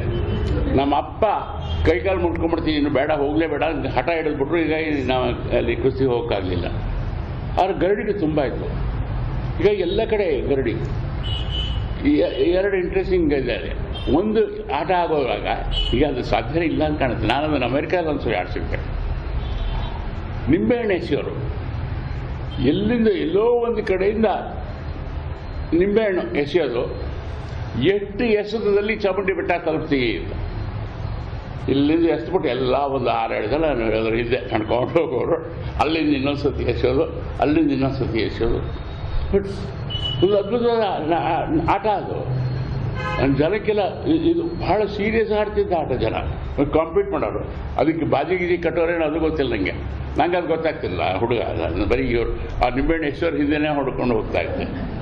ಅದೇ ಥರ ಇದು ಈ ಕಬ್ಬು ಸೀಸನ್ ಬಂದಾಗ ಕಬ್ಬನ್ನು ಕತ್ತರಿಸೋದು ಅಂದರೆ ಅದರ ನಾರಿಗೆ ಬಿಡ್ತಾ ಇದ್ದಾಗೆ ಕರೆಕ್ಟಾಗಿ ಕಟ್ ಮಾಡಬೇಕು ಅಂತ ಟಕ್ ಟಕ್ ಅದು ಒಂದು ಇಷ್ಟು ಉದ್ದಕ್ಕೆ ಅದ್ರ ಬಲ್ಲಿ ಎಷ್ಟು ಪೀಸ್ ನೀ ಕಟ್ ಮಾಡಬಲ್ಲೆ ಅಂತ ನಾರು ಬಂದ್ಬಿಟ್ರೆ ಹೋಯ್ತು ಪೂರ್ತಿ ಕರೆಕ್ಟ್ ಕಟ್. ಒಂದು ಆಟ ಅದು.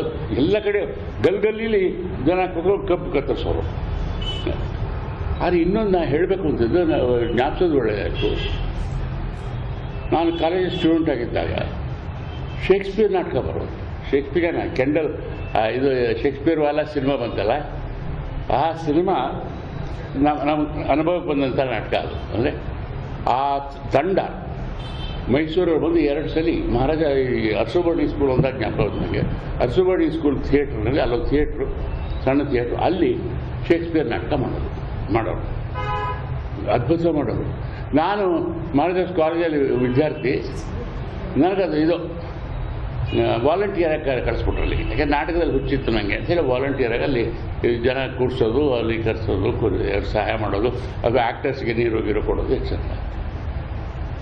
ನನಗೆ ಎಂಥ ನಾಟಕಗಳು ಅದು ಎಷ್ಟು ಚೆನ್ನಾಗಿ ಮಾಡೋರು ಅವರು. ಬಟ್ ಭಾಳ ಸಿಂಪಲ್ ಸ್ಟೇಜು, ಸಾಧಾರಣ ಅದೇ ಬೋರ್ಡ್ ಹಾಕ್ಬಿಟ್ಟು ಇದು ಬೇರೆ ಕ್ಯಾಸಲ್ ಗೀಸಲ್ ಅಂತ ಹಾಕ್ಬಿಡೋರು ಅಷ್ಟೇ ಹೊರತು. ಬಟ್ ಅದ್ಭುತವಾದ ನಾಟಕ. ಕೆಂಡಲ್ ಮತ್ತು ಅವನ ಹೆಂಡತಿ. ಆಮೇಲೆ ನಾನು ನೋಡಿದ ಟೈಮಲ್ಲಿ ಅದೇ ಟೈಮಲ್ಲಿ ಶಶಿ ಕಪೂರ್ ಒಂದು ಪಾತ್ರ ಮಾಡಿಕೊಂಡು ಅವ್ರ ಜೊತೆಗೆ ಒಂದು ಗೈಡ್ ಪ್ಲಸ್ ಪಾತ್ರ ಮಾಡೋನು. ಈ married the girl also afterwards. Jennifer married Jennifer after that. ಆ ನಾಟಕ. ಸೊ ಹೀಗೇನು ಬೇರೆ ಕಡೆಯಿಂದ ಬಂದ ನಾಟಕಗಳನ್ನು ನೋಡೋಕ್ಕೆ ಸಾಧ್ಯ ಆಯಿತು. ಆಮೇಲೆ ಸುತ್ತ ಇದನ್ನು ನಾನು ಹೆಚ್ಚು ನನಗೆ ಪೂರ್ತಿ ಅನುಭವ ಬರದೇ ಇದ್ರು ಕೂಡ ಅದು ನಮ್ಮಪ್ಪ ನನಗೆ ಹೆಚ್ಚು ಬಿಡ್ತಿರಲಿಲ್ಲ. ನಾನು ರಾತ್ರಿ ನಾಟಕ ನೋಡೋಕ್ಕೆ. ಅವ್ರಿಗೆ ರೆಗ್ಯುಲರ್ ಆಗಿ ಮೈಸೂರಲ್ಲಿ ಪ್ರೊಫೆಷನಲ್ ಥಿಯೇಟರ್ ನಾಟಕಗಳಾಗ್ತದೆ ಎಲ್ಲ. ಕುರುಕ್ಷೇತ್ರ ಅದು ಇದು ಎಲ್ಲ ಬಹಳ ತುಂಬ ನಾಟಕಗಳಾಗವು. ನನ್ನ ಜೊತೆ ಒಡನಾಡಿಗಳೆಲ್ಲ ತುಂಬ ನಾಟಕಗಳನ್ನು ಹೋಗಿ ನೋಡೋರು. ಜೀವನಕಟ್ಟೆ ಇದು ಟೌನ್ ಹಾಲ್ ಮುಂದೆ ದೊಡ್ಡಕೆರೆ ಮೈದಾನ ಅಲ್ಲೆಲ್ಲ ಜೀವನಕಟ್ಟೆಯಲ್ಲಿ ಆಗ ಥಿಯೇಟರ್ ಕಟ್ಟಿಬಿಟ್ಟು ನಾಟಕ ಮಾಡೋರು. ಎಂತೆಂಥ ನಾಟಕ ಮಾಡೋರು. ನನಗೆ ಇನ್ನೂ ಜ್ಞಾಪಕ ಇದೆ. ಟೌನ್ ಹಾಲ್ ಹತ್ರ ಹಳ್ಳಗಿಲ್ಲ ತೊಗೊಳ್ಬಿಟ್ಟು ನಾಟಕ ಮಾಡೋರು. ಈಗ ಗುವೀರಣ್ಣಂತೂ ಅವರು ಇದಕ್ಕೆ ಬಿಟ್ಟೊಂದು ಆಮೇಲೆ ಜೊತೆಗೆ ಸ್ಟೇಜಲ್ಲೂ ಕೂಡ ಸ್ಟೇಜ್ ಇಳಿಯೋ ಹಾಗೆ ಮೇಲೆ ಹತ್ತಾಗಿ ಆನೆಗೆ ಹತ್ತೋದು ಹೇಳೋದು, ಸಮುದ್ರದ ಮೇಲೆ ಬರೋದು ಅವೆಲ್ಲ ಮಾಡ್ಕೊಂಡು ಮಾಡೋರಂತೆ. ಅದು ಸಿಂಧುವಳ್ಳಿ ಅಂತೂ ಅದು ಎಷ್ಟು ಸಲ ಹೇಳೋರು ನಾಟಕಗಳ ಬಗ್ಗೆ. ಎಷ್ಟು ಅದ್ಭುತವಾಗುತ್ತೆ ಆ ನಾಟಕಗಳ ಬಗ್ಗೆ ತುಂಬ. ಅಂದರೆ ಆ ಸಮಯದಲ್ಲಿ ಈ ಚಟುವಟಿಕೆ ಬಹಳ ಅಲೈವಾಗಿತ್ತು, ತುಂಬ ಅಲಯವಾಗಿತ್ತು. ತುಂಬ ಜನ ಅದರ ಬಗ್ಗೆ ನೋಡಿದವರು, ಅದ್ರ ಬಗ್ಗೆ ಮಾತಾಡಿದವರು ತುಂಬ ಜನ ಇದ್ದಾರೆ. ಸರ್, ನಾವು ಪ್ರಶ್ನೆ ಒಪಿನಿಯನ್ ಈ ಸಿಡಿಯನ್ನು ಮತ್ತು ಆರ್ ಕೆ ನಾರಾಯಣ ಭಾಳ ಕ್ಲೋಸ್ ಆಗಿತ್ತು, ಹೋಗ್ತಾ ಇತ್ತು. ಬಟ್ ಮಹಾರಾಜಾಸ್ ಕಾಲೇಜಲ್ಲಿ ಓದಿ ಮೈಸೂರಲ್ಲಿ ವಾಸ ಆಗಿತ್ತು. R K Narayana Maharaja's college ಜೊತೆ ಏನಾದರೂ ಅವರು ಓದೋರು. ಬಟ್ ಇಲ್ಲ, ಅವರು ಓದೋದು ಅಂದರೆ ಅವರು ಡಿಗ್ರಿ ಆಗಲಿಲ್ಲ ಅಂತ ಕಾಣುತ್ತೆ. ಹೀಗಾಗಿ ಬಟ್ ಆಗ ಅವ್ರು ಲಕ್ಷ್ಮೀಪುರಮಲ್ಲಿದ್ದರು ಆ ಟೈಮಲ್ಲಿ. ಬಟ್ ಬೇರೆ ಕಾಲೇಜ್ ಜೊತೆ ಸಂಪರ್ಕ ಇರಲಿಲ್ಲ. ಆದರೆ ರೆಗ್ಯುಲರ್ ವಾಕ್ ಹೋದಾಗ ಇವ್ರ ಜೊತೆ ಸೇರ್ಕೊಂಡು ವಾಕ್ ಹೋಗೋರು. ಬಟ್ ಕಾಲೇಜ್ಗೆ ಬಂದು ಅವ್ರ ಕರೆದ್ರೆ ಬರೋರು ಹೊತ್ತು ಇಲ್ದಿರಲಿಲ್ಲ, ಅದೇನಿಲ್ಲ. ಕನ್ನೋರು ತಾರಸೂನು ಅದೇ ಇದ್ದರು. ಬಟ್ ಅವರು ಕೂಡ ಡೈರೆಕ್ಟಾಗಿ ನಮ್ಮ ಜೊತೆ ಸಂಪರ್ಕ ಇರ್ತಿರಲಿಲ್ಲ.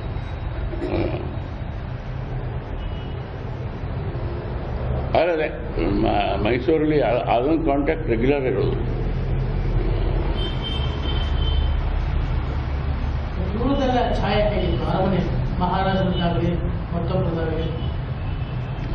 ಅದು ನಮ್ಮ ಕಾಲಕ್ಕೆ ಸಿಕ್ಕಿಲ್ಲ. ಆದರೆ ಮಹಾರಾಜರು ನಾನು ಸ್ವಲ್ಪ ಸೀನಿಯರ್, ಅಂದರೆ ಹಿರಿಮೆ ಜಯಚಾಮರಾಜ ಸ್ಟೂಡೆಂಟ್ ಆಗಿದ್ದಾಗ ನಮ್ಮ ಇವ್ರ ಜೊತೆಗೆ ಕ್ಲಾಸ್ಮೇಟ್ ಆಗಿ ಎಲ್ಲ ಇದ್ದವರು ಅಂತ. ಆಮೇಲೆ ಇವರು ಶ್ರೀಕಂಠದಂತ ಚೆನ್ನೈ ಅವ್ರ ಜೊತೆ ಕ್ಲಾಸ್ಮೇಟ್ ಆಗಿದ್ದರು.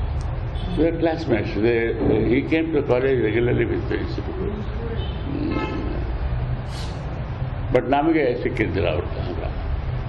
ಬಟ್ ಅರಮನೆ ಅದೇ ದಸರಾ ಮತ್ತು ಸಂಗೀತ ಕಾರ್ಯಕ್ರಮಗಳು ಬಹಳ ರೆಗ್ಯುಲರು.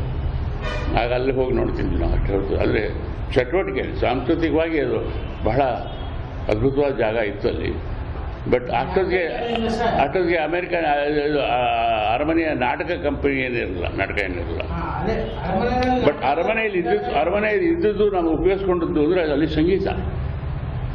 ಸಂಪತ್ತು ಅಂತೂ ಲೂಯಿಸ್ ಅಂತ ಇಟ್ಕೊಂಡು ಅಯ್ಯೋ ವಾಟ್ ಎ ಗ್ರೇಟ್ ಆರ್ಟಿಸ್ಟ್ ಅಂದ್ಬಿಟ್ಟು ನಾಟಕ ತುಂಬ ಸಂಗೀತಗಳು ಉಪಯೋಗಿಸೋರು. ಪ್ಯಾಲೇಸ್ ಬ್ಯಾಂಡ್ನವರು ಬೋತ್ ಕರ್ನಾಟಕ ಆ್ಯಂಡ್ ವೆಸ್ಟರ್ನ್ ಬ್ಯಾಂಡ್ನವರು ನಾಟಕಗಳಿಗೆ ಅಲ್ಲಿಗೆ ಇತ್ತು. ಆಮೇಲೆ ಅವರ ರೆಗ್ಯುಲರ್ ಪಾರ್ಕ್ಗಳಲ್ಲಿ ಅವ್ರ ಸಂಗೀತ ಇರೋದು. ಕುಪ್ಪಣ್ಣ ಪಾರ್ಕಲ್ಲದು ರೆಗ್ಯುಲರ್ ಆಗಿರೋದು. So every once in while ಕುಡ್ಬಲ್ಲ. ವಾರಾಂತ್ಯಕ್ಕೆ ಹೋದಾಗ ಅಲ್ಲಿ ಆ ಪಾರ್ಕ್ ಹೋದ್ರೆ ಸಂಗೀತ ಇರೋದು, ಕೂತ್ಕೊಂಡು ಕೇಳ್ಬೋದಿತ್ತು. ಹೌದಾ? ಇಲ್ಲಿ ಗೊತ್ತಿದೆ. ಹೌದಾ? ನನಗೆ ಗೊತ್ತಿದೆ ಅಲ್ಲಿ. ಇದು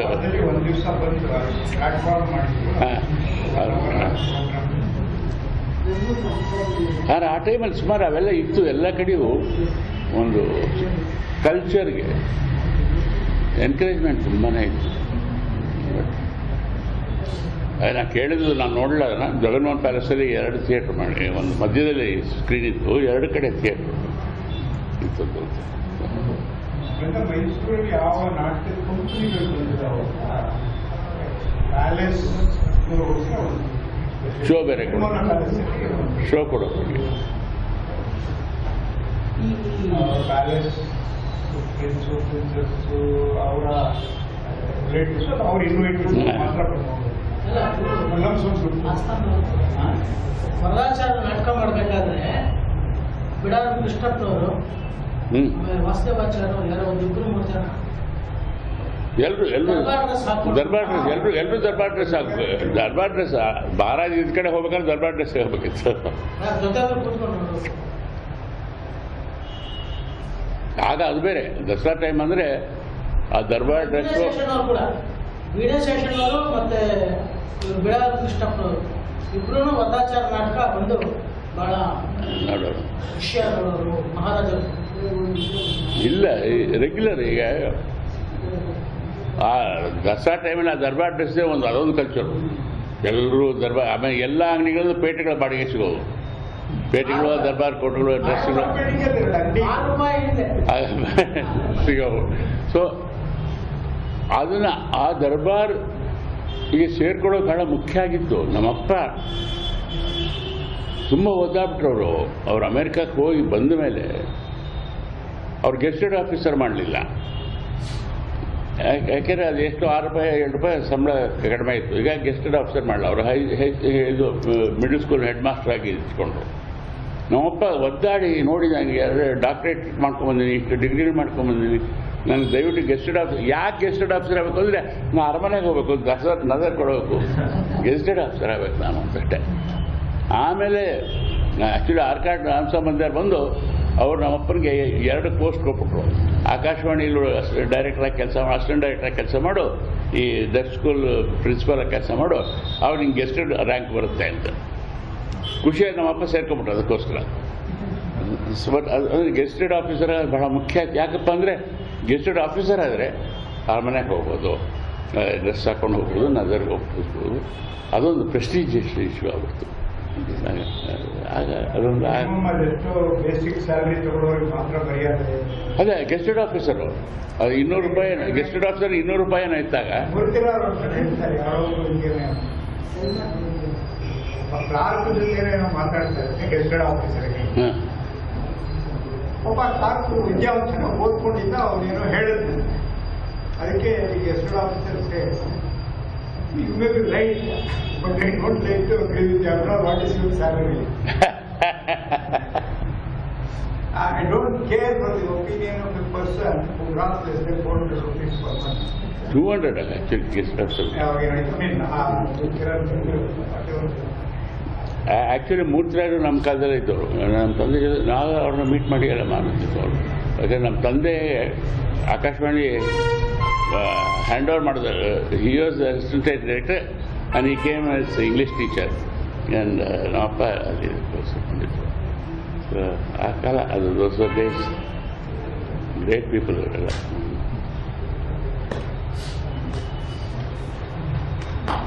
ಆಯಿತು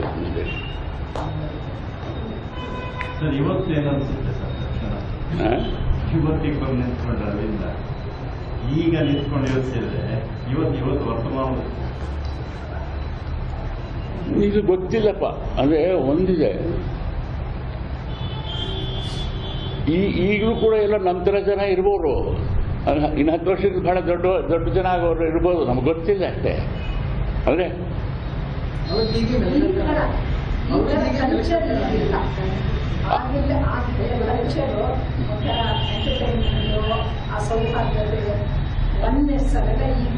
ಇಲ್ಲ, ಇವರು ಹೇಳಿದ್ರಲ್ಲ ಆ ಥರ ಇದೊಂದು ಪ್ರಾಬ್ಲಮ್ ಆಗ್ತಿದೆ.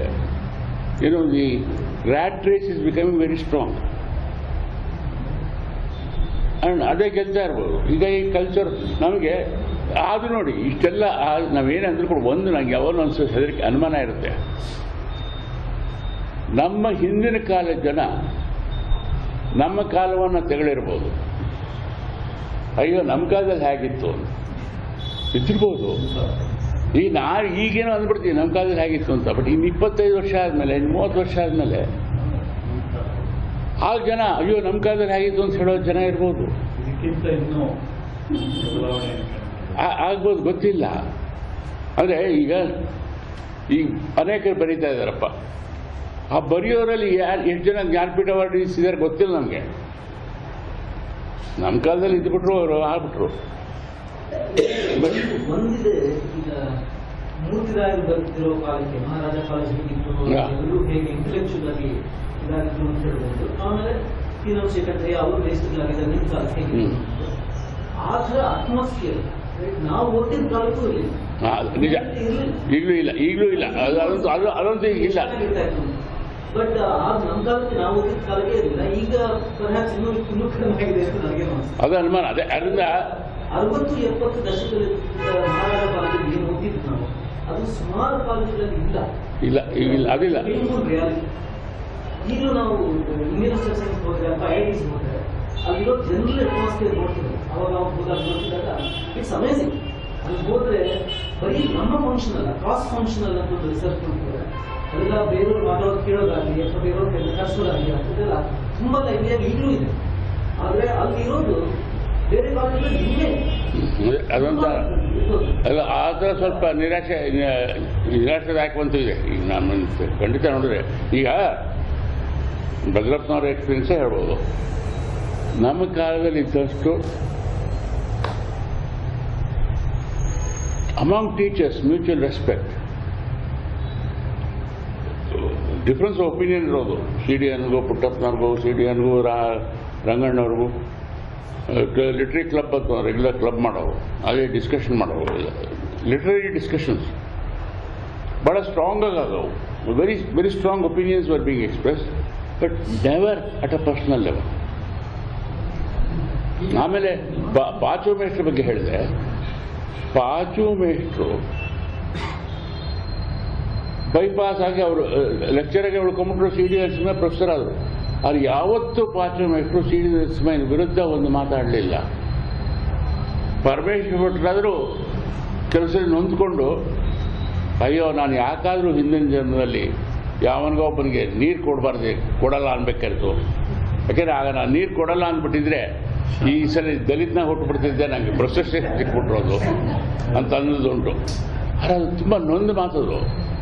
ಆದರೆ ಯಾವತ್ತೂ ಕೂಡ ಅವರು ತನ್ನ ಸೀನಿಯರ್ಸ್ ವಿರುದ್ಧ ಒಂದು ಕೆಟ್ಟ ಮಾತಾಡುತ್ತಿಲ್ಲ. ಪರಮೇಶ್ವರ ಭಟ್ರು ಯಾವಾಗಲೂ ಹೊರಗಡೆ ಈ ತುಂಬ ಆತ್ಮೀಯರ ಮಧ್ಯೆ ಬಿಟ್ಟರೆ ಬೇರೆ ಸಮಯದಲ್ಲಿ ಯಾವಾಗಲೂ ಹಾಸ್ಯವರ್ಧವಾಗಿ ತಮಾಷೆಗೆ ಮಾತಾಡೋ ಹೊರತು ಯಾವತ್ತೂ ತಮ್ಮ ಗೋಳನ್ನು ತಮ್ಮ ಇದನ್ನು ಯಾವತ್ತೂ ಹೇಳ್ಕೊಂಡು ಬರಲ್ಲ.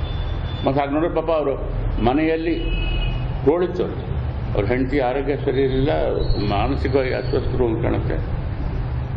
ಆದರೂ ಅದ್ರ ಬಗ್ಗೆ ನಮಗೆ ಹುಡುಗರಿಗೆ ಹೊರಗಡೆ ಎಲ್ಲೂ ಗೊತ್ತಾಗ್ತಿಲ್ಲ. ಆಮೇಲೆ ಎಲ್ಲೋ ಆ ಕಡೆಯಿಂದ ಈ ಕಡೆ ಗಾಳಿ ಸುದ್ದಿ ನಮ್ಗೆ ಗೊತ್ತಾಗಬೇಕಿತ್ತು. ಇದು same thing with Gururaj Rao. But ಅವರು ವೈಯಕ್ತಿಕವಾಗಿ ನಮ್ಗೆ ಯಾವತ್ತೂ ಕೂಡ ಗುರುರಾಜರಾವ್ ಕೂಡ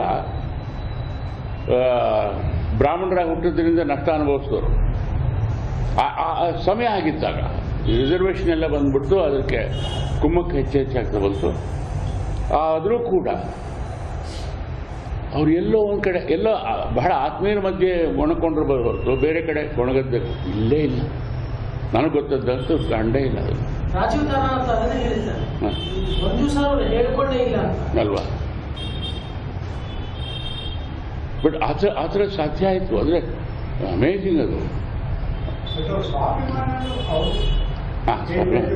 ಪರಮೇಶ್ವರ ಭಟ್ರ ಮೇಲೆ ಜೋಕ್ ಇದೆ. ಅವ್ರು ಇಲ್ಲಿಂದ ಮಂಗಳೂರಿಗೆ ಟಿಟಿ ಸೆಂಟರ್ ಮಂಗಳೂರಿಗೆ ಕಳಿಸೋರು ಕಡೆಗಳಿಗೆ ಸ್ನೇಹಿತರು ನಿರ್ಮಾಣ ಅವರು ಯಾರೋ ಒಂದು ಡೆಲಿಗೇಷನ್ ಬಂತು ಮಂಗಳೂರಿಗೆ ಅವ್ರ ಕೆಲಸ ಏನಿದೆ ಎಲ್ಲ ಮುಗಿಸ್ಕೊಂಡು ಸಮುದ್ರ ನೋಡ್ಕೊಂಡು ಊಟಕ್ಕೆ ಬನ್ನಿ ಪರಮೇಶ್ವರ ಗೆಸ್ಟ್ ಹೌಸಲ್ಲಿ ಊಟ ಆಗಿರ್ತಾ ಇಲ್ಲ ಸರ್ ಇನ್ನೊಂದು 2 hours ಟ್ರೈನ್ ಇದೆ ನಮ್ಗೆ ಹೋಗೋದಕ್ಕೆ ಸಾಯಂಕಾಲ ಇಲ್ಲಿ ಏನು ನೋಡ್ಬೋದು ಮಂಗಳೂರಿಗೆ ನೋಡ್ಕೊಂಡು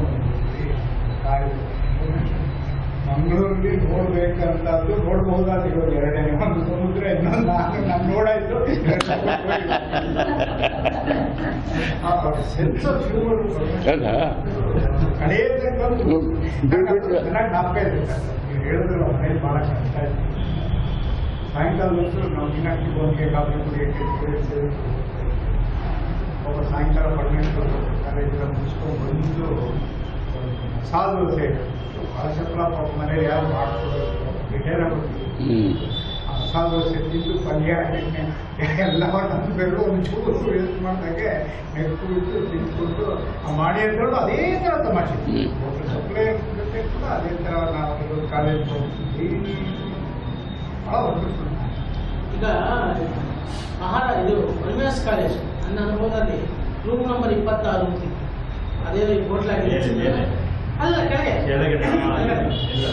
ಅಲ್ಲಿ ಸಿಂಧೋಳ ಅನಂತಮೂರ್ತಿಗಳು ಗುರುಗಳು ಅವರು ವಿಜಯಮ್ಮನ್ನ ಗುಬ್ಬಿವೀರಣ್ಣವ್ರನ್ನ ಆಮೇಲೆ ಬೇಂದ್ರೆ ಅವ್ರನ್ನ ಆಮೇಲೆ ಶಿವರಾಮ್ ಕಾರಂತರನ್ನ ರೆಗ್ಯುಲರ್ ಆಗಿ ಕರೆಸಿ ಸುಮಾರು 3 ಜನ ಇಡಿಸ್ತಾರೆ ರೂಮ್ ನಂಬರ್ 26. ಆ ಥರ ಒಂಥರ ಕುಳಿತುಂಬಿಸುವಂಥ ಒಂದು ಕೆಲಸ ಮಾಡ್ತಾ ಇದ್ರು. ಅದು ನಮ್ಮಲ್ಲೂ ಸಾಂಸ್ಕೃತಿಕ ಸಂಪತ್ತಿಗೂ ಪರಮಯ್ಯ ಕಾಲೇಜಿಗೂ ಬಹಳ ಒಂಥರ ಇದು ಅವರು ಅಲ್ಲಿ ಸ್ಟೂಡೆಂಟು. ಹಾಗಾಗಿ ಏನಾಗಿದೆ ಅಂದ್ರೆ ಆ ಮೇಸ್ಟ್ರಿಗಳನ್ನೇ ವಿದ್ಯಾರ್ಥಿಗಳನ್ನ ಮೋಟಿವೇಟ್ ಮಾಡುವಂತ ಒಂದು ಇದಿತ್ತು. ನಾವುಗಳೆಲ್ಲನೂ ಸಂಸ್ಥೆ ಬರ್ಬೇಕಾದ್ರೆ ಇವ್ರ ಜೊತೆ ಎಲ್ಲ ಕೆಲಸ ಮಾಡ್ಬೇಕಾದ್ರೆ ಮೇಸ್ಟ್ರೇ ಕಾರಣ ಅಲ್ಲಿ ಮುಗಿಸ್ಕೊಂಡು ಬಂದ್ಮೇಲೆ ಬನ್ನಿ ಇಲ್ಲಿ ಲಲಿತಕಲಾ ಕಾಲೇಜಿಗೆ ಬನ್ನಿ ಅದು ಮಾಡಬೇಕು ಇದು ಮಾಡಬೇಕು. ನಾನು ಸೂರ್ಯನಾರಾಯಣ ಅಂತ ಇನ್ನೊಬ್ಬ ಇದ್ದ, ನಾವಿಬ್ಬರು ರೆಗ್ಯುಲರ್ ಆಗಿ ಆರಂಭದಲ್ಲಿ ಬಂದಿದ್ವಿ. ಬಟ್ ಆ ವಾತಾವರಣ ಬಹುಶಃ ಇವತ್ತಿನ ಸಾಂಸ್ಕೃತಿಕ ವಾತಾವರಣ ಆ ಹೈಯರ್ ಲೆವೆಲ್ ಇಂದಾನೇ ಮೋಟಿವೇಟ್ ಮಾಡಬೇಕು.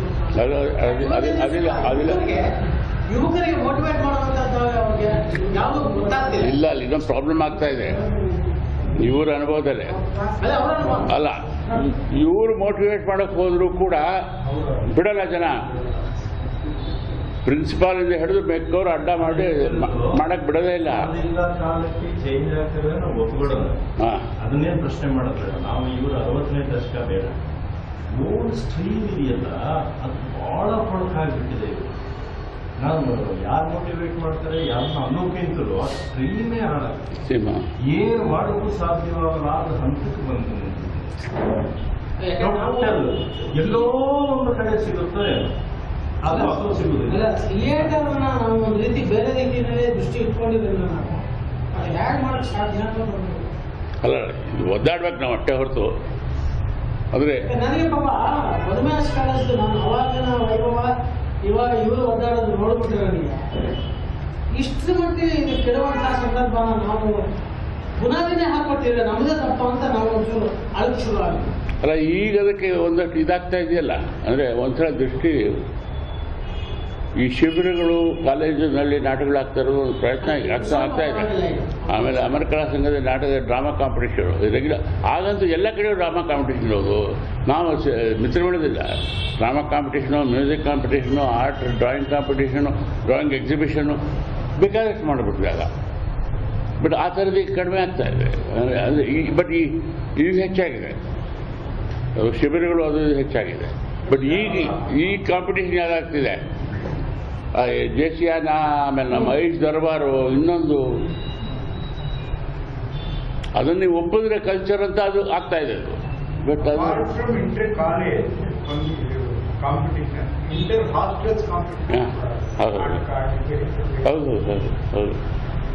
ನಾವೆಲ್ಲ ಈಗ ಸದ್ಯಕ್ಕೆ ಎವ್ರಿಬಡಿ ಟೈಮ್ ಫಾರ್ ಎವ್ರಿಥಿಂಗ್. ಈಗ ಟೈಮ್ ಇದೆಯಲ್ಲ ಅದು ಮಿಸ್ ಆಗ್ತಾ ಇದೆ, ಮಿಸ್ ಆಗ್ತಾ ಇದೆ ಅಥವಾ ಮಿಸ್ ಆಗ್ತಿದೆ ಅಂತ ಹುಡುಗರು ತಿಳ್ಕೊಂಡು ಈಗ ಈ ಟೈಮ್ದಲ್ಲಿ ಇನ್ನೇನೋ ಮಾಡ್ಬೋದು. ಫೇಸ್ಬುಕ್ ಮೂಲಕ ಏನಾದ್ರು ಮಾಡಿದ್ರೆ, ಫೇಸ್ಬುಕ್ ಮೂಲಕ ಏನಾದ್ರು ಮಾಡಿದ್ರೆ ಇಲ್ಲ. ಈಗ ಫಾರ್ ಎಕ್ಸಾಂಪಲ್ ಇಲ್ಲ, ಈಗ ಹೇಳಿದ್ರೆ ಈಗ ನಮ್ಮ ಹಾಸ್ಟೆಲ್, ನಮ್ಮ ಮಹಾರಾಜ ಸಾಲ್ಸ್ ಹಾಸ್ಟೆಲ್ ಇದ್ದೆ, ಏನೇನು ಆ್ಯಕ್ಟಿವಿಟೀಸ್ ಮಾಡೋವು. ಆಮೇಲೆ ನಮ್ಮ ಮಹಾರಾಜ ಸಾಲ್ಸ್ ಹಾಸ್ಟೆಲ್ಗೆ ಹಾಪ್ಸ್ಕೊಂಡಾಗ ಅಲ್ಲೇ ಹತ್ರ ಲೈಬ್ರರಿಗೆ ಹಾಪ್ಸ್ಕೊಂಡೆ. ಲೈಬ್ರರಿ ಎಷ್ಟು ಉಪಯೋಗಿಸೋ ನಾವು, ಅಮೇಝಿಂಗ್.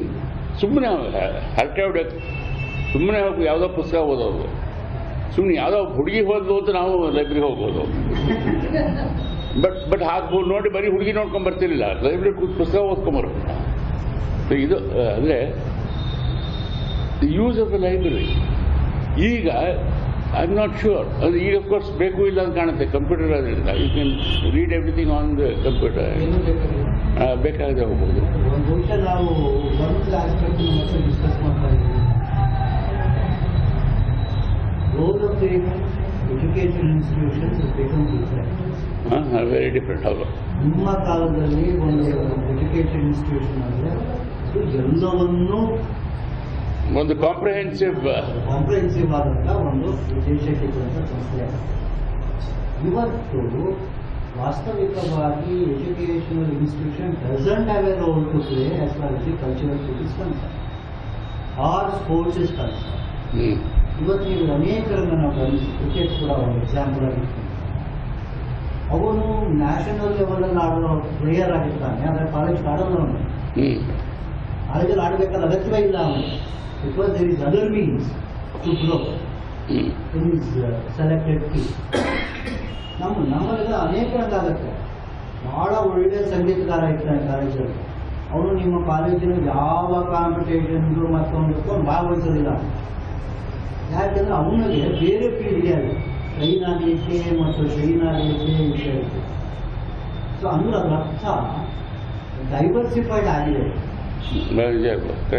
ನಿಮ್ಮ ಕಾಲದಲ್ಲಿ ಡೈವರ್ಸಿಫೈಡ್ ಆಗಿರಲಿಲ್ಲ. ಎಜುಕೇಷನ್ ಇನ್ಸ್ಟಿಟ್ಯೂಷನ್ ಅಂದರೆ ಎಸ್ ಎಲ್ಲವನ್ನೂ ಒಳಗೊಂಡಾಗ್ತಿತ್ತು. ಯಾಕೆ ಈ ವ್ಯತ್ಯಾಸ ಆಗಿದ್ದರಿಂದ ಇನ್ನೊಂದು ಮುಖ್ಯವಾದ ಕಾರಣವನ್ನು ನಾವು ಗಮನಿಸ್ಕೊಳ್ಳೇಬೇಕಾಗಿದೆ. ನಾನು ಯಾಕೆ ಮಾತಾಡ್ತಾ ಇದ್ದೀನಿ ಅಂದರೆ ನಮ್ಮನ್ನು ನಾವು ಬೈಕೋಬೇಕಾಗಿಲ್ಲ. ಕಾಲೇಜ್ಗಳಿಂದ ಆಗ್ಬಿಟ್ಟಿದೆ, ಟೀಚರ್ಸಿಂದ ಆಗ್ಬಿಟ್ಟಿದ್ದಾರೆ. ನಿಮ್ಮ ಕಾಲದಲ್ಲಿ ನೇರ ಈ ಪ್ರಶ್ನೆ ಕೇಳೋಣ, ನಿಮ್ಮ ಕಾಲದಲ್ಲಿ ಈ ಥರದ ಸುರುಚಿ ಅಂತ ಅವಕಾಶ ಇಲ್ಲ. ಇಲ್ಲ ಈಗ ನನಗೆ ಸುರುಚಿ ಅವಕಾಶ ಇಲ್ಲ. ಅದೇ ಅದನ್ನ ಹೇಳಿದ್ರು. ಈಗ ಶಿಬಿರ ಆಗ್ತಾ ಇದೆಯಲ್ಲ, ಶಿಬಿರ ಇಲ್ಲ ಅಲ್ಲಿ ಮಾತನ್ನು ಕೇಳಬೇಕಾದಿಲ್ಲ. ನಾನು ಸುರುಚಿಗೆ ಬಂದು ನಿಮ್ಮ ಮಾತನ್ನು ಕೇಳಬಾರ್ದು. Because it is diversified. It's not a question of right or wrong. Right or wrong ಪ್ರಶ್ನೆನೇ ಅಲ್ಲ, ಡೈವರ್ಸಿಫೈಡ್. ಅಂದರೆ ನೀವು ಪುಸ್ತಕ ಹೇಳೋದಾಗೆ ಹೇಳ್ತಿದ್ದಾರೆ, ಪುಸ್ತಕ ಓದೋದ್ರಿಂದ ಯಾರು ಹೋಗ್ಬೇಕಂತ ಹೇಳ್ತಾ ಇಲ್ಲ. It's the reality. ಮೊನ್ನೆ ನಮ್ಮನ್ನ ಒಂದು ಸ್ನೇಹಿತ ಹೇಳ್ತಿದ್ದಾರೆ, ಮ್ಯಾಂಗ್ಳೂರ್ ಓಡಾಡ, ಅವನೇನು ರೆಗ್ಯುಲರ್ ಅಕಾಡೆಮಿಕ್ ಲೈನಲ್ಲಿ ಬಂದವನಲ್ಲ, ಪೇಂಟಿಂಗ್ ಡೆವಲಪ್ ಆಗುತ್ತೆ. ಏನೋ ಡಿಸ್ಕಸ್ ಮಾಡ್ತಿದ್ದಾಗ ಯಾವುದೋ ಒಂದು ಪುಸ್ತಕ ಬಗ್ಗೆ ಮಾತಾಡೋದು, ಸ್ಟಾಪ್ ಸರ್ ಬೇಕಾ ಸರ್ ನಿಮ್ಮ ಪುಸ್ತಕ ಕೊಡ್ತೀನಿ, ಎಲ್ಲಿ ಸಿಗುತ್ತೆ, ಎಲ್ಲಿ ಡೌನ್ಲೋಡ್ ಮಾಡಬೇಕು ಹೇಳಿ ಸರ್, ನಾನು ಇಷ್ಟು ಇಟ್ಕೊಂಡಿದ್ದೀನಿ ಈಗ ಡೌನ್ಲೋಡ್ಗೆ, ನನಗೆಲ್ಲೂ ಯಾವ ಪುಸ್ತಕನೂ ಇಲ್ಲ, ಲೇಟೆಸ್ಟ್ ಪುಸ್ತಕನೂ ನಾನು ಬೇಕಾದ್ರೆ ಡೌನ್ಲೋಡ್ ಮಾಡ್ಕೊಂಡು ಹೋಗ್ತಿದ್ದೀನಿ ಸರ್. ಅವ್ನಿಗೆ ರೆಗ್ಯುಲರ್ ಕಾಲೇಜಲ್ಲಿ BA ಮಾಡೋನಲ್ಲ, MA ಮಾಡೋಣ, but is in tune with the latest English publisher ಈಗ ಲಿಸ್ಟಲ್ಲಿ ಹತ್ರ ಇದೆ, ಯಾವಾಗ ಬೇಕೋ ಓಪನ್ ಮಾಡ್ಕೊತೀನಿ ಓದ್ತೀನಿ ಅಂತ. So whole thing has change. ಹಾಗಾಗಿ ನಾವು ಆಗಿನ ಥರ ಇಲ್ಲ, ಆಗಿನ ಥರ ಇಲ್ಲ ಇರೋದಿಲ್ಲ. ಇದು ಆರ್ಟ್ ರಿಯಾಲಿಟಿ. ಆಮೇಲೆ ಇನ್ನೂ ಒಂದು ಅಂಶವನ್ನು ನಾವು ಗಮನಿಸಬೇಕಾಗಿದೆ. The percentage of the linkage in the colleges at your time increase. ಈಗ ಸಿಕ್ಕಾಪಟ್ಟೆ ದೊಡ್ಡ ಪ್ರಮಾಣದಲ್ಲಿ ಇನ್ಕ್ರೀಸ್ ಆಗ್ತದೆ. ಇಡೀ ಕಲ್ಚರಲ್ ಇದರಲ್ಲಿ ನಾವು ಡಿಸ್ಕಸ್ ಮಾಡುವ one of the very important parameter issue ಏನು ಅಂದರೆ ಕ್ವಾಲಿಟಿ ವರ್ಸಸ್ ಕ್ವಾಂಟಿಟಿ. ಮುಂಕಾಲದ ಕ್ವಾಂಟಿಟಿ ಎಷ್ಟಿತ್ತು, ಆ ಕ್ವಾಂಟಿಟಿಯಲ್ಲಿ ಕ್ವಾಲಿಟಿಯನ್ನು ಮೇಂಟೈನ್ ಮಾಡೋಕ್ಕೆ ಸಾಧ್ಯ ಇಲ್ಲ. ಈಗಿನ ಕ್ವಾಂಟಿಟಿ ಎಷ್ಟು ದೊಡ್ಡ ಪ್ರಮಾಣದಲ್ಲಿದೆ ಅಂದರೆ it's a huge Himalayan task ಅಲ್ಲ ಕ್ವಾಲಿಟಿಯನ್ನು ಇಟ್ಕೊಳ್ಳೋದು. It was no possibility in ಪೀರಿಯಡಲ್ಲಿ ಕ್ವಾಲಿಟಿ ಇಲ್ಲದೆ ಇರೋನು ಅಲ್ಲಿ ಪ್ರೊಫೆಸರ್ ಆಗೋದು, ಪ್ರಿನ್ಸಿಪಾಲ್ ಆಗೋದು ರಿಮೋಟ್ ಚಾನ್ಸಸ್. ಬಟ್ ನಮ್ಮಲ್ಲಿ ಇಟ್ಸ್ ನಾಟ್ ರಿಮೋಟ್. ಸದ್ಯ ಅವನು ಇರ್ಬೋದಪ್ಪ ಅನ್ನೋ ಸ್ಥಿತಿ ನಾನಿದೆ. ಕಾರಣ ಏನಂದ್ರೆ ನಂಬರ್ ಆಫ್ ಇನ್ಸ್ಟಿಟ್ಯೂಷನ್ಸ್ ಎಷ್ಟು ದೊಡ್ಡ ಪ್ರಮಾಣದಲ್ಲಿ ನೀವು ಲೇಟೆಸ್ಟ್ ಮೊನ್ನೆ ಒಂದು ಸ್ಟೇಟ್ಮೆಂಟ್ ನೋಡಿದ್ರೆ ಗೊತ್ತಿಲ್ಲ. The number of universities in India is so less. It has to be tripled or ಇದು 5-6 ವರ್ಷದ ಹಳೆಯ ಕಥೆ ಮತ್ತೆ ಈಗ ರಿಪೀಟ್ ಆಗಿದೆ. ಅಷ್ಟು ದೊಡ್ಡ ಪ್ರಮಾಣದಲ್ಲಿ ಯೂನಿವರ್ಸಿಟಿಗಳು ಬರಬೇಕಾಗಿದೆ ಅಂತ ಹೇಳ್ತೀರಾ. ಎಲ್ಲಿಂದ ಬರ್ತೀರಾ ನೀವೀಗ? ಒಬ್ಬ DL ಒಬ್ಬ ಅನಂತರಂಗಾಚಾರ್ ಅವ್ರನ್ನ ನಂಗೆ ಚೆನ್ನಾಗಿ ನೆನಪಾಗಿದೆ. ಅವನ ಅನಂತರಂಗಾಚಾರ್ ಅವರು ಎಕ್ಸ್ಟೆನ್ಷನ್ ಪೀರಿಯಡ್ ಅಲ್ಲಿ ಮತ್ತೆ PUC ಸರ್ಸಿಪುರಂ ಫಸ್ಟ್ ಅವ್ರ ಮನೆ ಅಲ್ಲಿಂದ ಅವ್ರು ಕಚ್ಚೆ ಹಾಕೊಂಡು ಸೈಕಲ್ ಆ ಸೈಕಲ್ ಹೊಡ್ಕೊಂಡು ಬಂದು ಕ್ಲಾಸಿಗೆ ಬರೋರು. ಅಷ್ಟೊಂದು ಆಗಲೇ ರಿಟೈರ್ 4-5 ವರ್ಷ ಆಗಿದೆ ಅವರು. ಅವ್ರಿಗೆ ಏನೋ ಕಾರಣಕ್ಕೆ ಯುವರಾಜಸ್ ಕಾಲೇಜಲ್ಲಿ ಇವತ್ತು ನೆಕ್ಸ್ಟ್ ನಮ್ಮಂತ ಹೊಸ ಹುಡುಗರು PUC ಬಂದರೆ ನಮ್ಮ ಹತ್ರನೂ ಕೂಡ ಅವರು ಶೃಂಗಾರದ ಕಾವೇರಿಗಳನ್ನ ಎಂಥ ಸೊಗಸಾಗಿ ಮಾತಾಡಿ ಕಟ್ಟಿಯಲ್ಲೂ ಅಲ್ಲ ಇದು ಮಾಡಿ ಖುಷಿಯಾಗಿ ಮಾತಾಡಿ ನಾವು ಸೈಕಲ್ ಮನೆ. You can't expect such personalities ನಾವು. So the question is why not?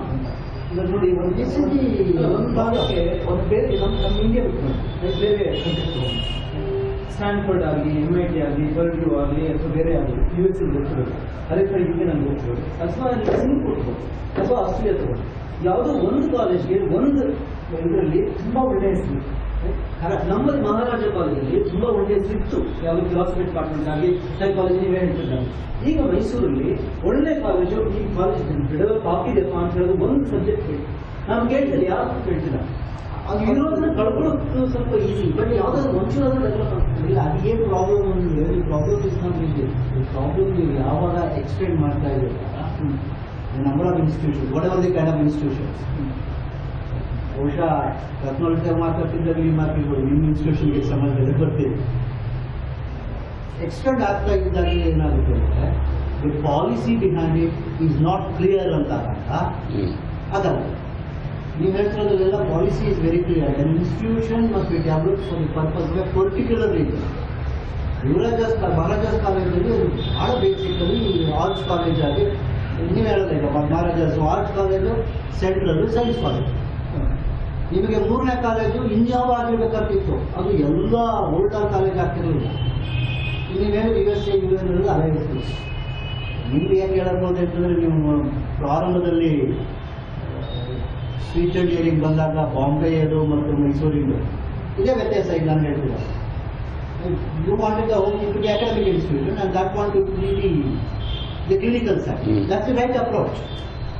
ನೀವು ಕ್ಲಿನಿಕಲ್ಲೂ ಬೇಕು, ಅಕಾಡೆಮಿಕ್ಕೂ ಬೇಕು, ಕಾಮರ್ಸು ಬೇಕು, ಸೈನ್ಸು ಬೇಕು, ಆರ್ಟ್ಸು. ಬಟ್ ಅವ್ರು ಡೂಯಿಂಗ್ ಇಟ್. ನೀವು ಸ್ಟ್ಯಾನ್ಫರ್ಡು, ಆಕ್ಸ್ಫರ್ಡು, ಕೇಂಬ್ರಿಡ್ಜು ಯಾವುದನ್ನೇ ಎಕ್ಸಾಂಪಲ್ ತಗೊಳ್ಳಿ ವೆಸ್ಟರ್ನಲ್ಲಿ, ಇದೆಲ್ಲ ಅವರು ತಮ್ಮ ಕ್ಷೇತ್ರವನ್ನು ಬಹಳ ಖಚಿತವಾಗಿ ಗುರುತಿಸ್ಕೊಂಡಿರ್ತಾರೆ. ಮಿಕ್ಕಿದೆಲ್ಲರೂ ಸುತ್ತಮುತ್ತ ಡೆವಲಪ್ ಮಾಡ್ತಾರೆ. ಬಟ್ ನಮ್ಮಲ್ಲಿ ಈಗ ಮಹಾರಾಜಾಸ್ ಕಾಲೇಜಲ್ಲಿ ಸೈನ್ಸ್ ಬಂದು ಕೂತ್ಕೊಂಡ್ಬಿಟ್ಟು, ಯುವರಾಜಾಸ್ ಕಾಲೇಜಲ್ಲಿ ಆರ್ಟ್ಸ್ ಬಂದು ಕೂತ್ಬಿಟ್ಟಿದೆ.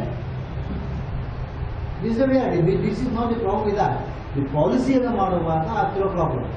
ಮೈಸೂರಿನಲ್ಲಿ ಮೈಸೂರಿನ ಸಿಸ್ಟರ್ ಇನ್ಸ್ಟಿಟ್ಯೂಷನ್ ಆಗಿ KSYU ಶುರುವಾಯಿತು. ಮೈಸೂರು ಯೂನಿವರ್ಸಿಟಿ ಏನೆಲ್ಲ ಕೋರ್ಸ್ ಇದೆ ಅದೇ ಅಷ್ಟು ಕೋರ್ಸ್ KSYU ಯಾಕೆ ಮಾಡ್ತಿದ್ದೀರಪ್ಪ? What are you doing with that? ಈಗ ನಮ್ಮ ನಾಟಕ ತಗೊಳ್ಳಿ, ನಾಟಕ ಅಕಾಡೆಮಿ ಏನು ಮಾಡುತ್ತೋ ಅದನ್ನೇ ರಂಗಾಯಣ ಮಾಡುತ್ತೆ. ರಂಗಾಯಣ ಏನು ಮಾಡ್ತಿದೆಯಾ ಮೈಸೂರು, ಅದನ್ನೇ ಧಾರವಾಡ ಮಾಡುತ್ತೆ. ಯಾಕೆ? ಸಂಗೀತ ಅಕಾಡೆಮಿನವ್ರು ಏನು ಮಾಡ್ತಾರೋ ಅದನ್ನೇ ಆಟಗಳು ಯೂನಿವರ್ಸಿಟಿಯವರು ಮಾಡ್ತಿದ್ದಾರೆ. Because there is no clarity in your ಇದು ವಿಷನ್ ಅಬೌಟ್ ಇನ್ಸ್ಟಿಟ್ಯೂಷನ್. ಕರ್ನಾಟಕ ಇಂಡಿಯಾದ ಇದೆಯಲ್ಲ ಕೆಲವರು, ಫಾರ್ ಎಕ್ಸಾಂಪಲ್ ಬರೋಡಾ ಯೂನಿವರ್ಸಿಟಿ ಅವ್ರು ಒಂದು ಕ್ಷೇತ್ರ ಕಾನ್ಸಂಟ್ರೇಟ್ ಮಾಡ್ಯಾರ. There achievement is in that particular.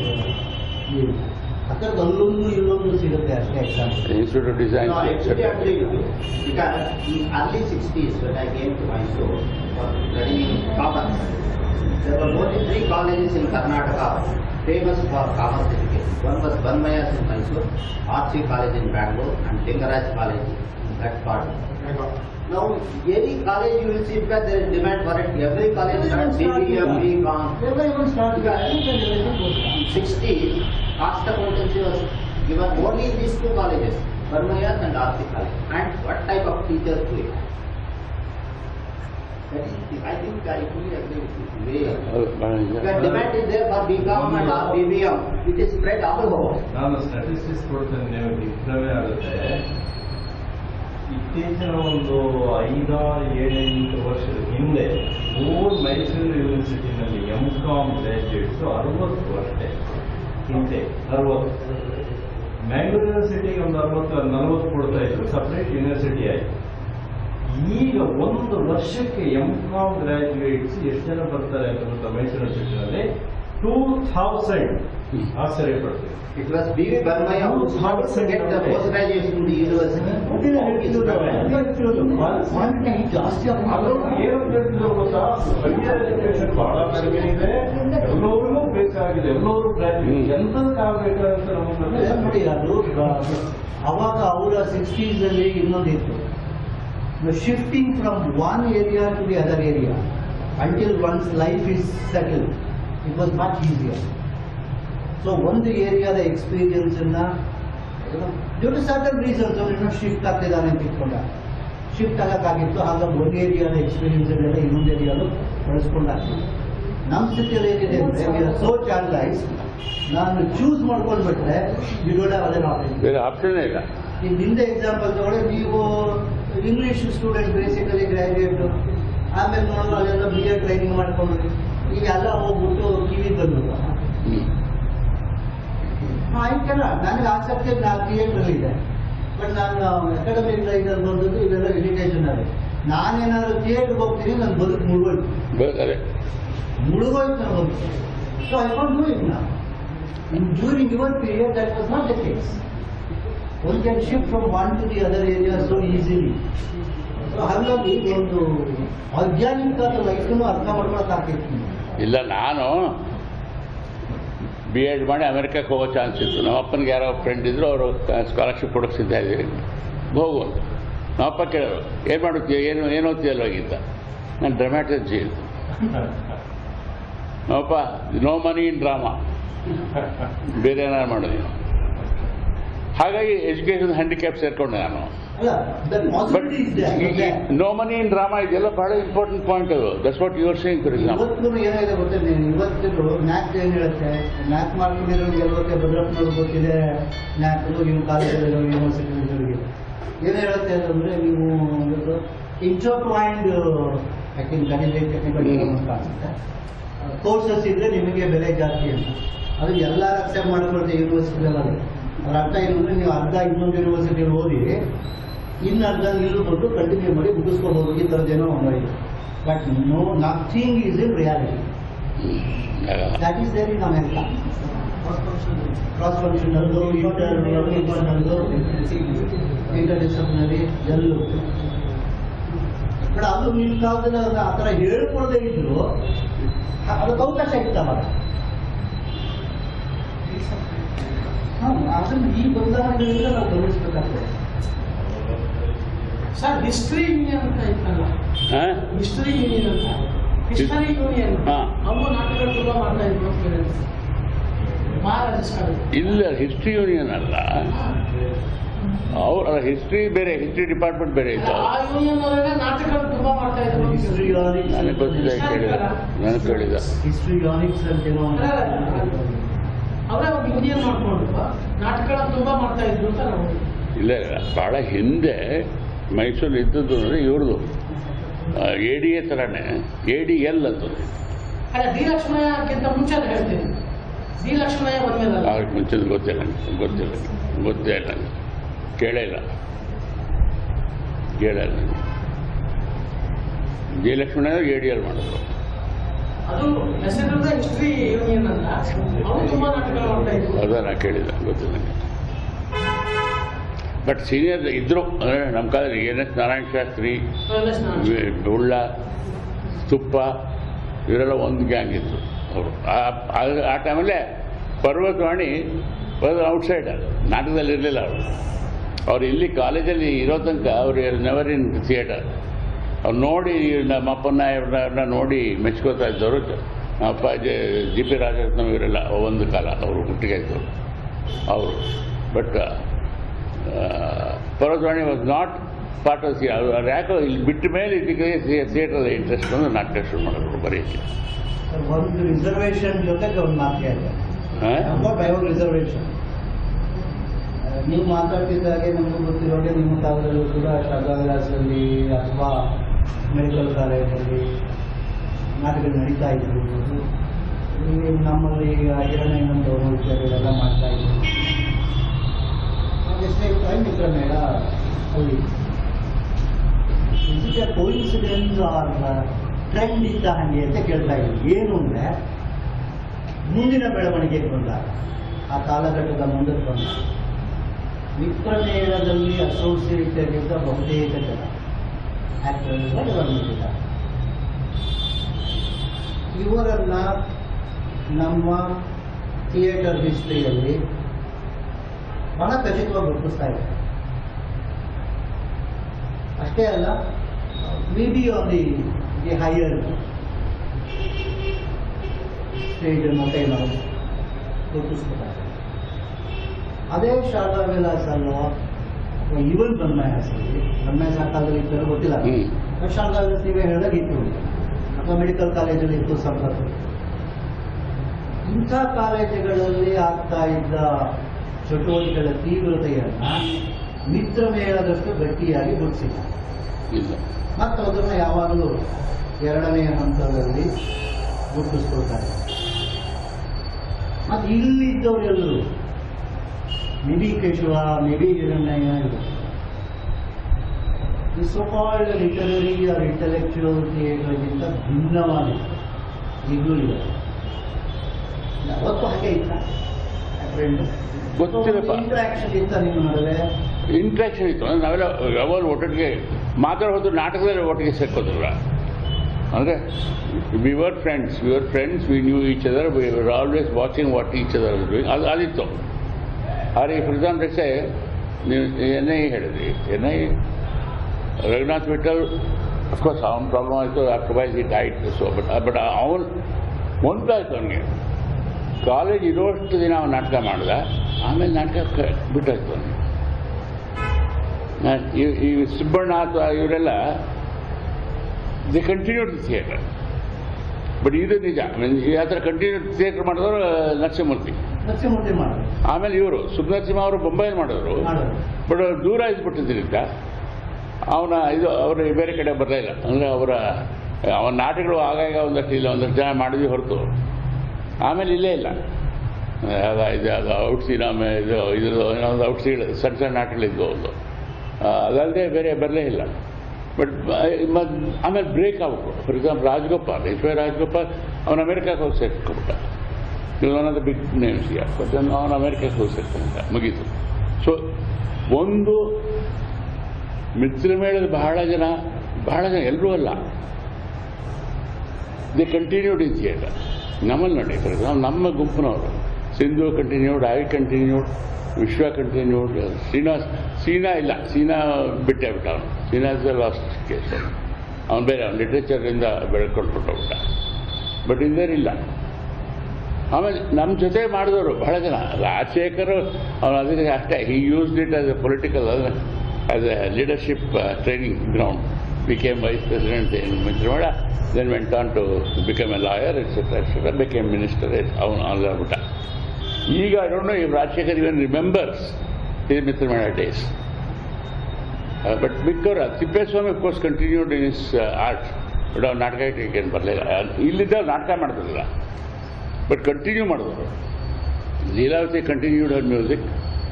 But ಇದ್ರ ಬೇರೆಯವ್ರು ಯಾರು ಮಾಡಲಿಲ್ಲ ಅದು. ಅಂದರೆ perhaps the reason is some of us had the opportunity to continue in the area where others didn't. ಬೇರೆ ಬೇರೆ ಕಾರಣಕ್ಕೆ ಅವ್ರು ಸೇರಿಟ್ಟು. ಈಗ ನಾನು ಫಾರ್ ಎಕ್ಸಾಂಪಲ್ ನಾನು ಮಿಸ್ ಆಗಬೇಕಾಗಿತ್ತು. ಅಮೆರಿಕಕ್ಕೆ ಹೋಗ್ಬಿಟ್ಟೆ, ಸ್ಪೆಷಲೈಸೇಷನ್ ಮಾಡ್ಕೊಂಬಿಟ್ಟೆ. ಇಟ್ ಜಸ್ಟ್ ಲಕ್ಕಕ್ಕೆ ಎಲ್ಲ ಹುಚ್ಚು ಇತ್ತು ಬಿಡಿ. ಅಮೆರಿಕಾದಲ್ಲೂ ಕೂಡ I watch plays, but for 1 year I refuse to watch plays. ಯಾಕೆ ಪ್ರತಿ ಯಾವುದೋ ಚೂರು ನಾಟಕ ನೋಡಿದ್ರು ಕೂಡ ಹುಚ್ಚಿಡ್ಬಿಡೋದು ನಾನು 3 ದಿನ ಏನು ಬೇರೆನೂ ಮಾಡೋಕ್ಕೆ ಆಗ್ತಿರ್ಲಿಲ್ಲ. So I kept out for some time. But ಆಮೇಲೆ ಗ್ಯಾಲರಿಯಟ್ ವಾಷಿಂಗ್ಟನ್ DC ಹೋದಾಗ ಅಲ್ಲಿ ಡೆಫ್ ಸೈನ್ ಲ್ಯಾಂಗ್ವೇಜ್ ನಾಟಕಗಳೆಲ್ಲ ನೋಡಿ ಒಂಥರ, ದೆನ್ ವಾಷಿಂಗ್ಟನ್ DC ಒಂದಷ್ಟು ಬೇರೆ ಬೇರೆ ನಾಟಕಗಳು ನೋಡಿ I got back in to theatre as a spectator. But ಆ ಹುಚ್ಚು ಎಷ್ಟಿತ್ತು ಅಂದರೆ ನಾನು ಡೆಲ್ಲಿಗೆ ಬಂದಾಗ ಕನ್ನಡ ಭಾರತೀಯ ನಾಟಕ ಮಾಡ್ತಾರೆ ಅಂತ ಗೊತ್ತೋದಕ್ಕೆ ಅವರು ಫೋನ್ ಮಾಡಿ, ಅಪ್ಪ ನನಗೆ ಒಂದು ಚಾನ್ಸ್ ಕೊಡಿ ಟು ಪಾರ್ಟಿಸಿಪೇಟ್ ವಾಟ್ ಎವರ್. ನೀವು ನಾಟಕ ಮಾಡ್ತಾಯಿದ್ದೀನಿ, ನಾನು ಬಂದು ಕರ್ಟನ್ ಬೇಕಾದ್ರೆ ಹೇಳಿದ್ದೀನಿ, ಬಟ್ ನಾನು I want to be in the group. ಆಗ ಪ್ರಭಾಕರ ಅಂದ, ಪ್ರಭಾಕರ್ ರಾವ್ ಇದ್ದ ಒಂದು ಸಣ್ಣ ಪಾತ್ರ ಇದೆ ಮಾಡ್ತೀಯಾ ಅಂತ. ಹ್ಞೂ ಅಂತ ಅನ್ಅಟ್ಯಾಚ್ ರೋಲ್, ಈ ದ್ವಾರಪಾಲಕ, ನರಕದ ದ್ವಾರಪಾಲಕ. ಸೊ ಖುಷಿಯಾಗಿ ಸೇರ್ಕೊಂಡ್ಬಿಟ್ಟೆ. ಅಲ್ಲಿಂದ ಐ ಕಂಟಿನ್ಯೂ. ಬಟ್ ಇಂಥದ್ದು ಇಲ್ಲ. I could have just been change out completely. ಮಾಡಲಿಲ್ಲ ನಾವು. ಬಟ್ ಹಾಗೆ some of us manage to stay with theatre. And perhaps ಬೆಳೆದ ಕಾರಣ ಇದು ಅವ್ರಿಗೆ ಅವರ work opportunities, situations didn't permitted. ಅವನು ಎಂಜಿನಿಯರ್ಗಳಾಗಿ ಅದೇನೋ ಆಗಿ ಇಲ್ಲಾಗಿ ಅಲ್ಲಾಗಿ ಹೊರಟೋಗ್ಬಿಟ್ಟು.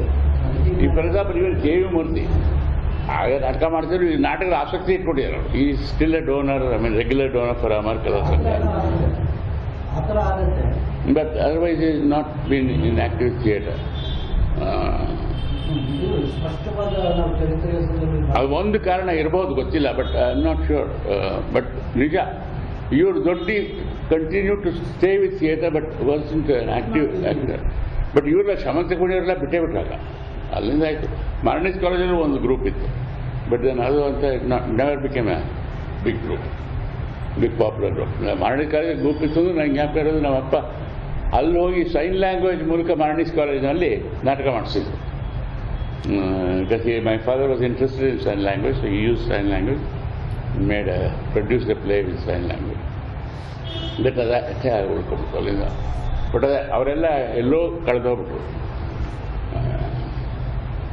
ಹಾಗೆ ಶಾಲಾದಾಸ್ ಮಾತ್ರ ಬಂದಾಗ AS ರಾಮಕೃಷ್ಣ ಅಂತ ಬಂದಿದ್ರು.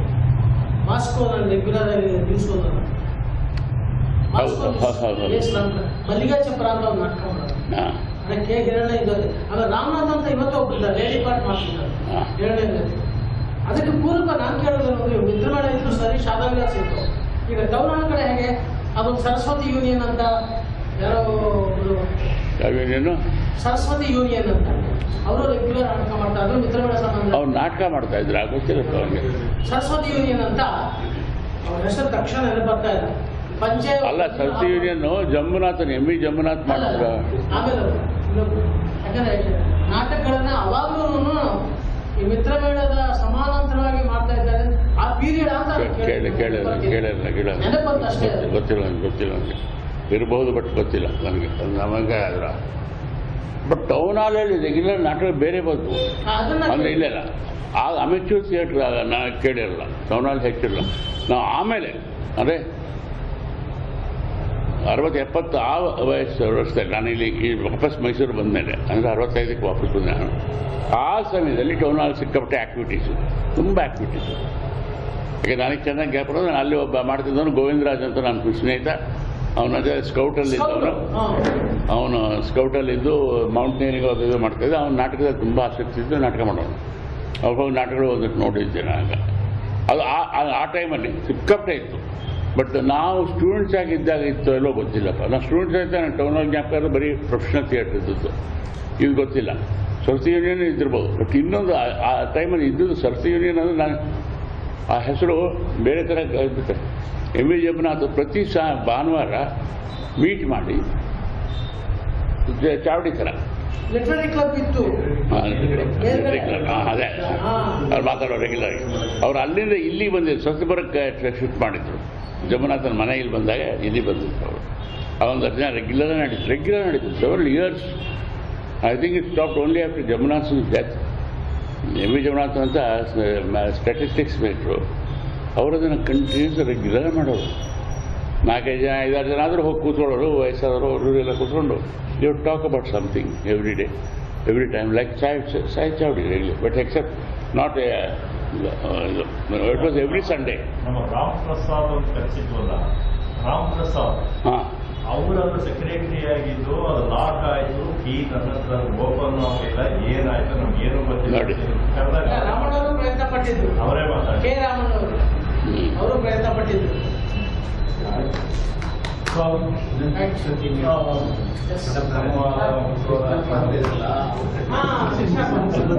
ಸರ್ ಸರಸ್ವತಿ ಕೃಷ್ಣಪ್ಪ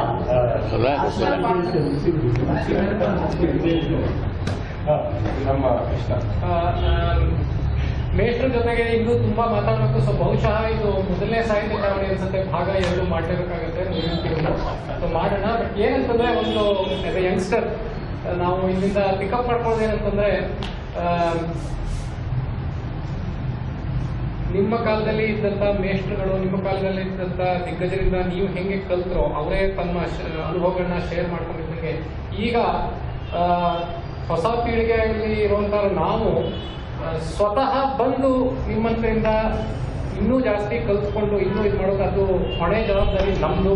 ಸೊ ಮುಂದಿನ ಸತಿ ಭಾಗ 2 ಆದಾಗ ಹಿರಿಯರ ಜೊತೆಗೆ ನಮ್ಮಂಥ ಕಿರಿಯರು ಇನ್ನೂ ಜನ ಇರ್ತಾರೆ ಅಂತ ಆಶಿಸ್ತಾ ಮೇಷ್ಟ್ರಿಗೆ ನಮ್ಮ ಧನ್ಯವಾದಗಳು, ಅಭಿನಂದನೆಗಳನ್ನ ಸಲ್ಲಿಸ್ತೀವಿ.